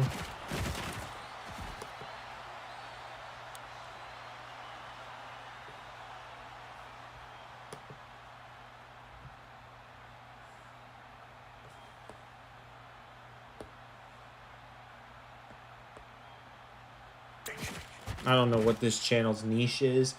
It is hard to tell what Cheryl's niche is. I mean, it's also hard to tell what my niche is sometimes with some of the things I upload as well, but you know.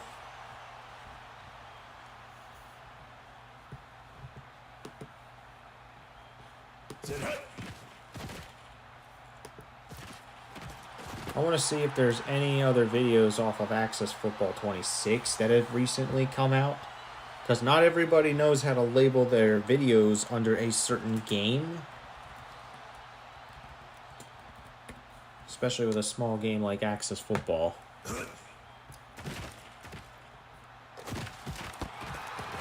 Filters. By upload date. So yeah, it's just all.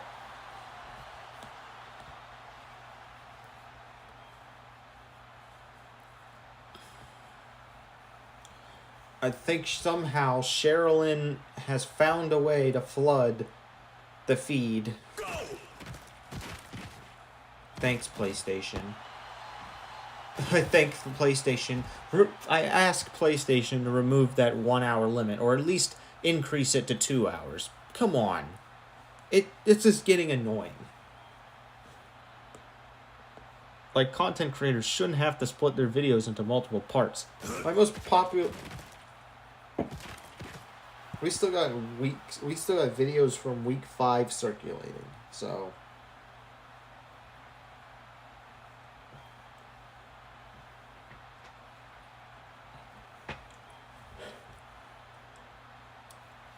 Sit hut.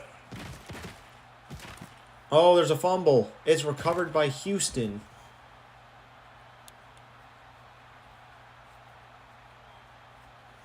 Wow.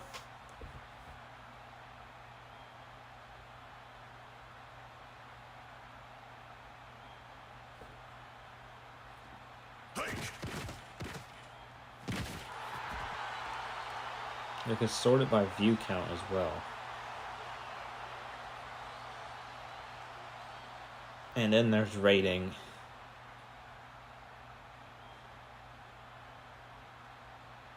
What? Sit hut. It's some random video between the Atlanta Razorbacks and the Georgia War Dogs. I don't know about that one.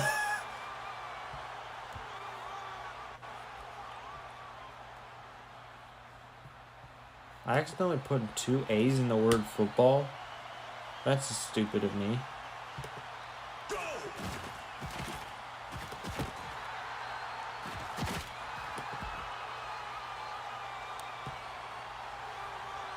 If I click live on just Axis Football 2026 search, for some reason the second option, the first option is my stream, of course, because I'm the only one that is watching this, or I'm the only one that is streaming this game right now.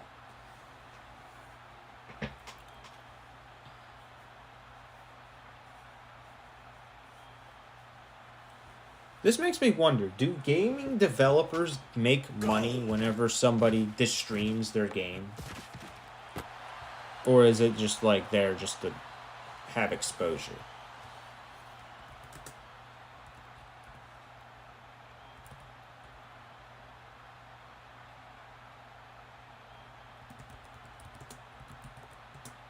Sit hut!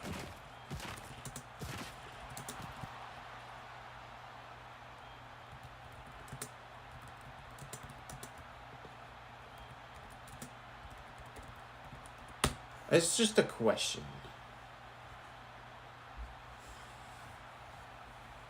Sit hut!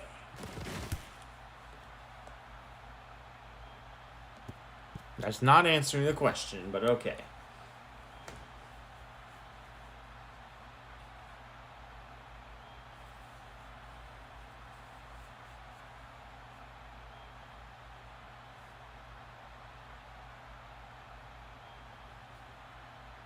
Sit hut!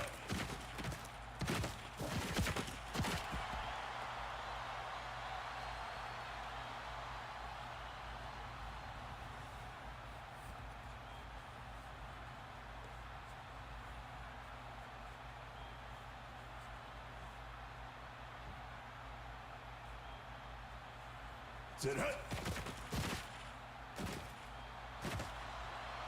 Okay, I don't think so. It's just that they're lucky that they have somebody that does stream 5 days a week for Axis Football.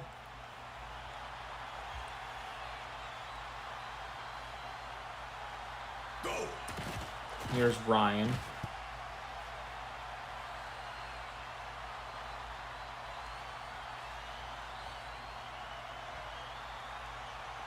Yeah, only 3 streams pop up when you search up Axis Football 2026 Live. We got the Buffalo Bills new stadium construction live stream.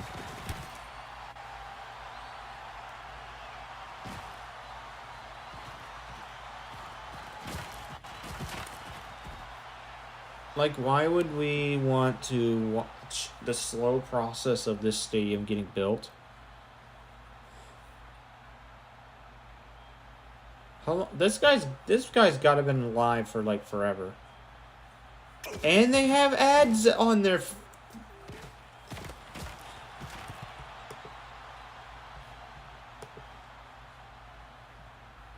Oh, it's snowing. It's snowing in Buffalo as I click on the live stream. Or it's like flurries. Oh no, that's not flurries. There's snow everywhere. Yeah, you might as well hold off on construction.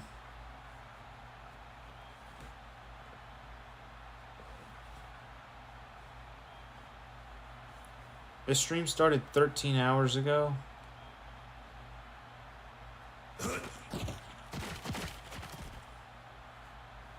Oh my gosh. I go back 12 hours and it's like a snowstorm.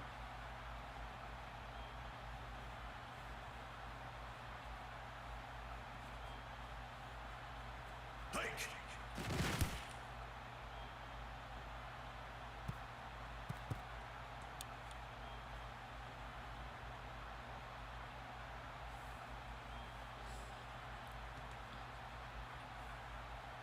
Shoot, 12 hours ago was 2:52 p.m. That's the farthest I can go back. I can't go back any farther. I don't even have access to the AM hours.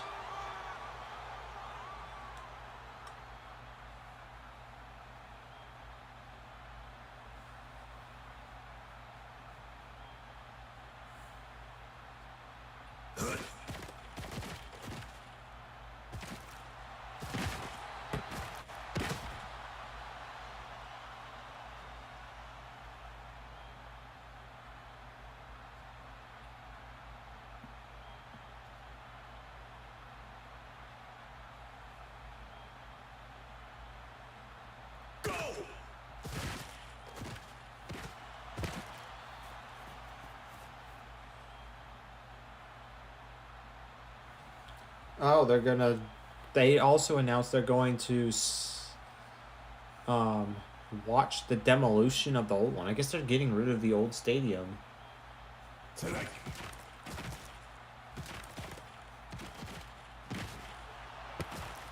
First down, Houston.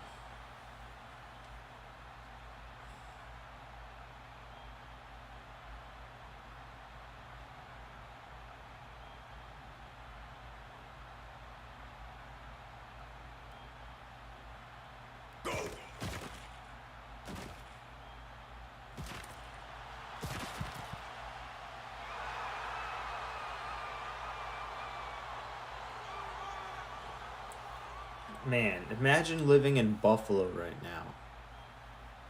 It's actually 35 degrees, so why is the snow sticking then? What about 12 hours ago? Oh, it was colder 12 hours ago. That makes no sense. It's warmer in the middle of the night than it is at the daytime, really? Buffalo's a weird place. It snows too dang much there. They get an advantage because of it. I'm so glad that starting next year, they can't use snow to win games anymore. Because they're going to be building a dome.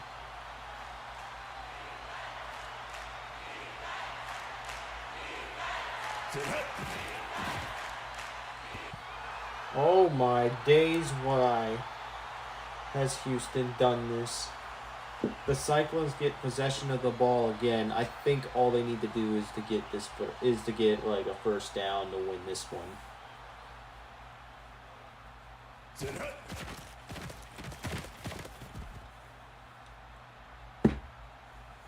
Timeout Bombers.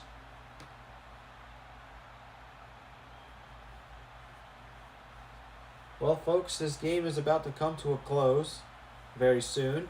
And since this is the fourth one, this means the whole streaming day is going to be over as well.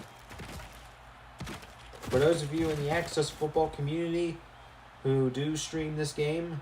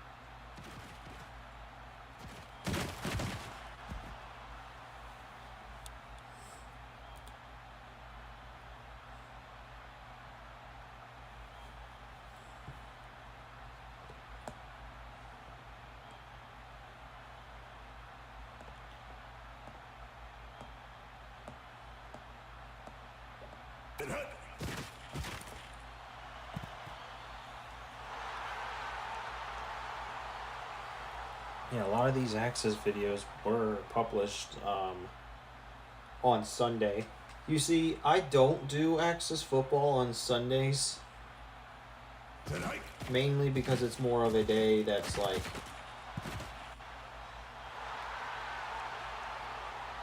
chill.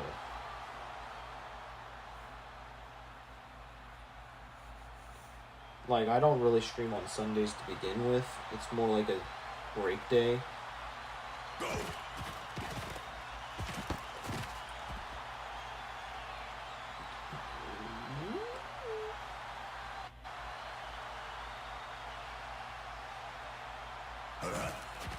Murray and intercepted. And this one is over. The Cyclones are going to win their third game of the season. And the Cyclone season is back on track.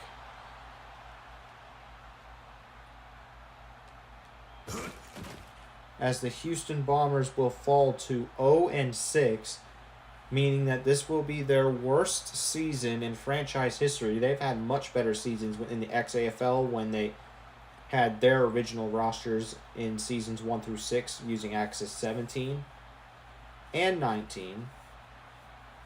But it seems like that's not going to be the case in Axis 25 or in Axis 26. What happened to Houston? I really don't know what happened to Houston. But as for the Cyclones,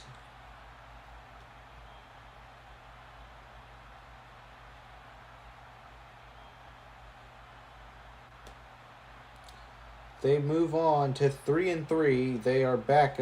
They're back in the season's race once more. It's a 7-point win for them. So I gotta update the leaderboards real quick before I end this stream. So Houston is now 0-6. They are officially can no longer achieve a winning record this season.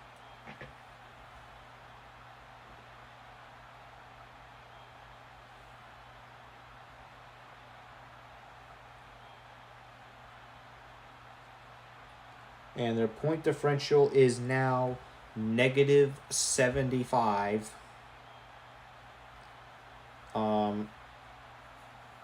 However, despite that, Houston will actually stay in 39th because Ottawa's is even worse than them.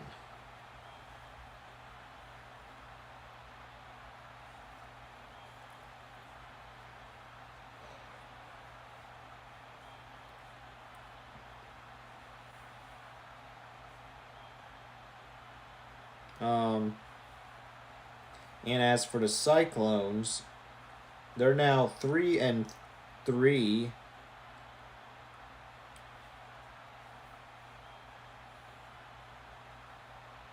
With a point differential of -3.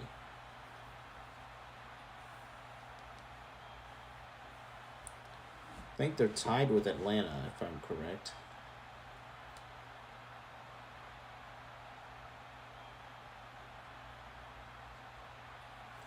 Alright, let me do some review before I,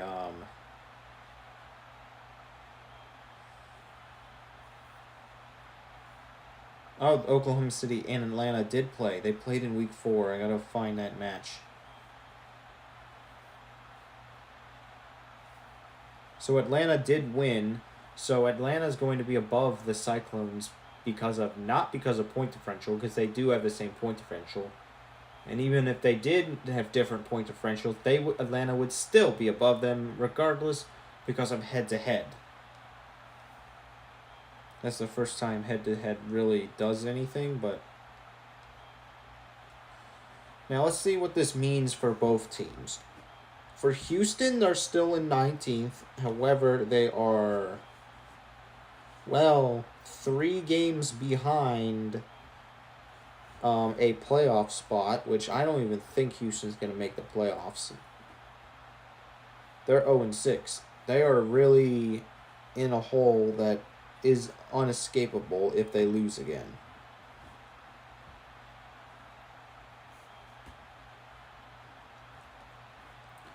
And as for Oklahoma City, this is their first time this season that they don't have a losing record, as they move up to 13th in the NFC.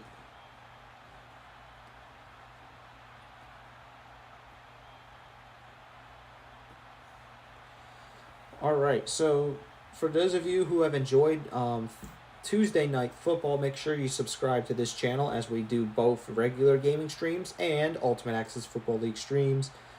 I'm going to read you guys the schedule for tomorrow for Wednesday Night Football. coming tomorrow night, we got the Mexico City Jaguars versus the Orlando Rockets. That's going to be a good match, so you do not want to miss it. We got the Nebraska Thunder taking on the Vancouver Mallards. That's another good matchup, so again, you don't want to miss that one either. We got the Cincinnati Royals versus the Winnipeg Devil Cats. That's another good-looking matchup, so don't forget to watch that too. And then finally, the Chicago Lakehawks versus the Baltimore Paladins. That one might be close. So I think all 4 of these games tomorrow are going to be something worth watching. As we move on to Hump Day of Week 6.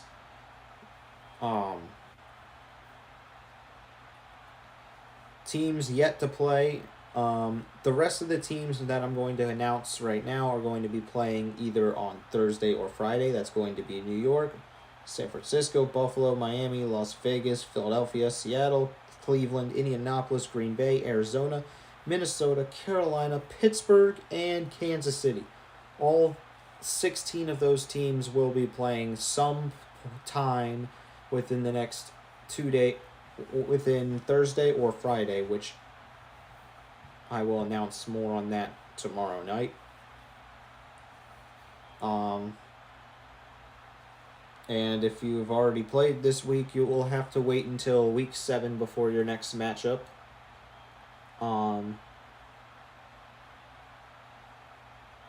And I want to thank everyone for watching.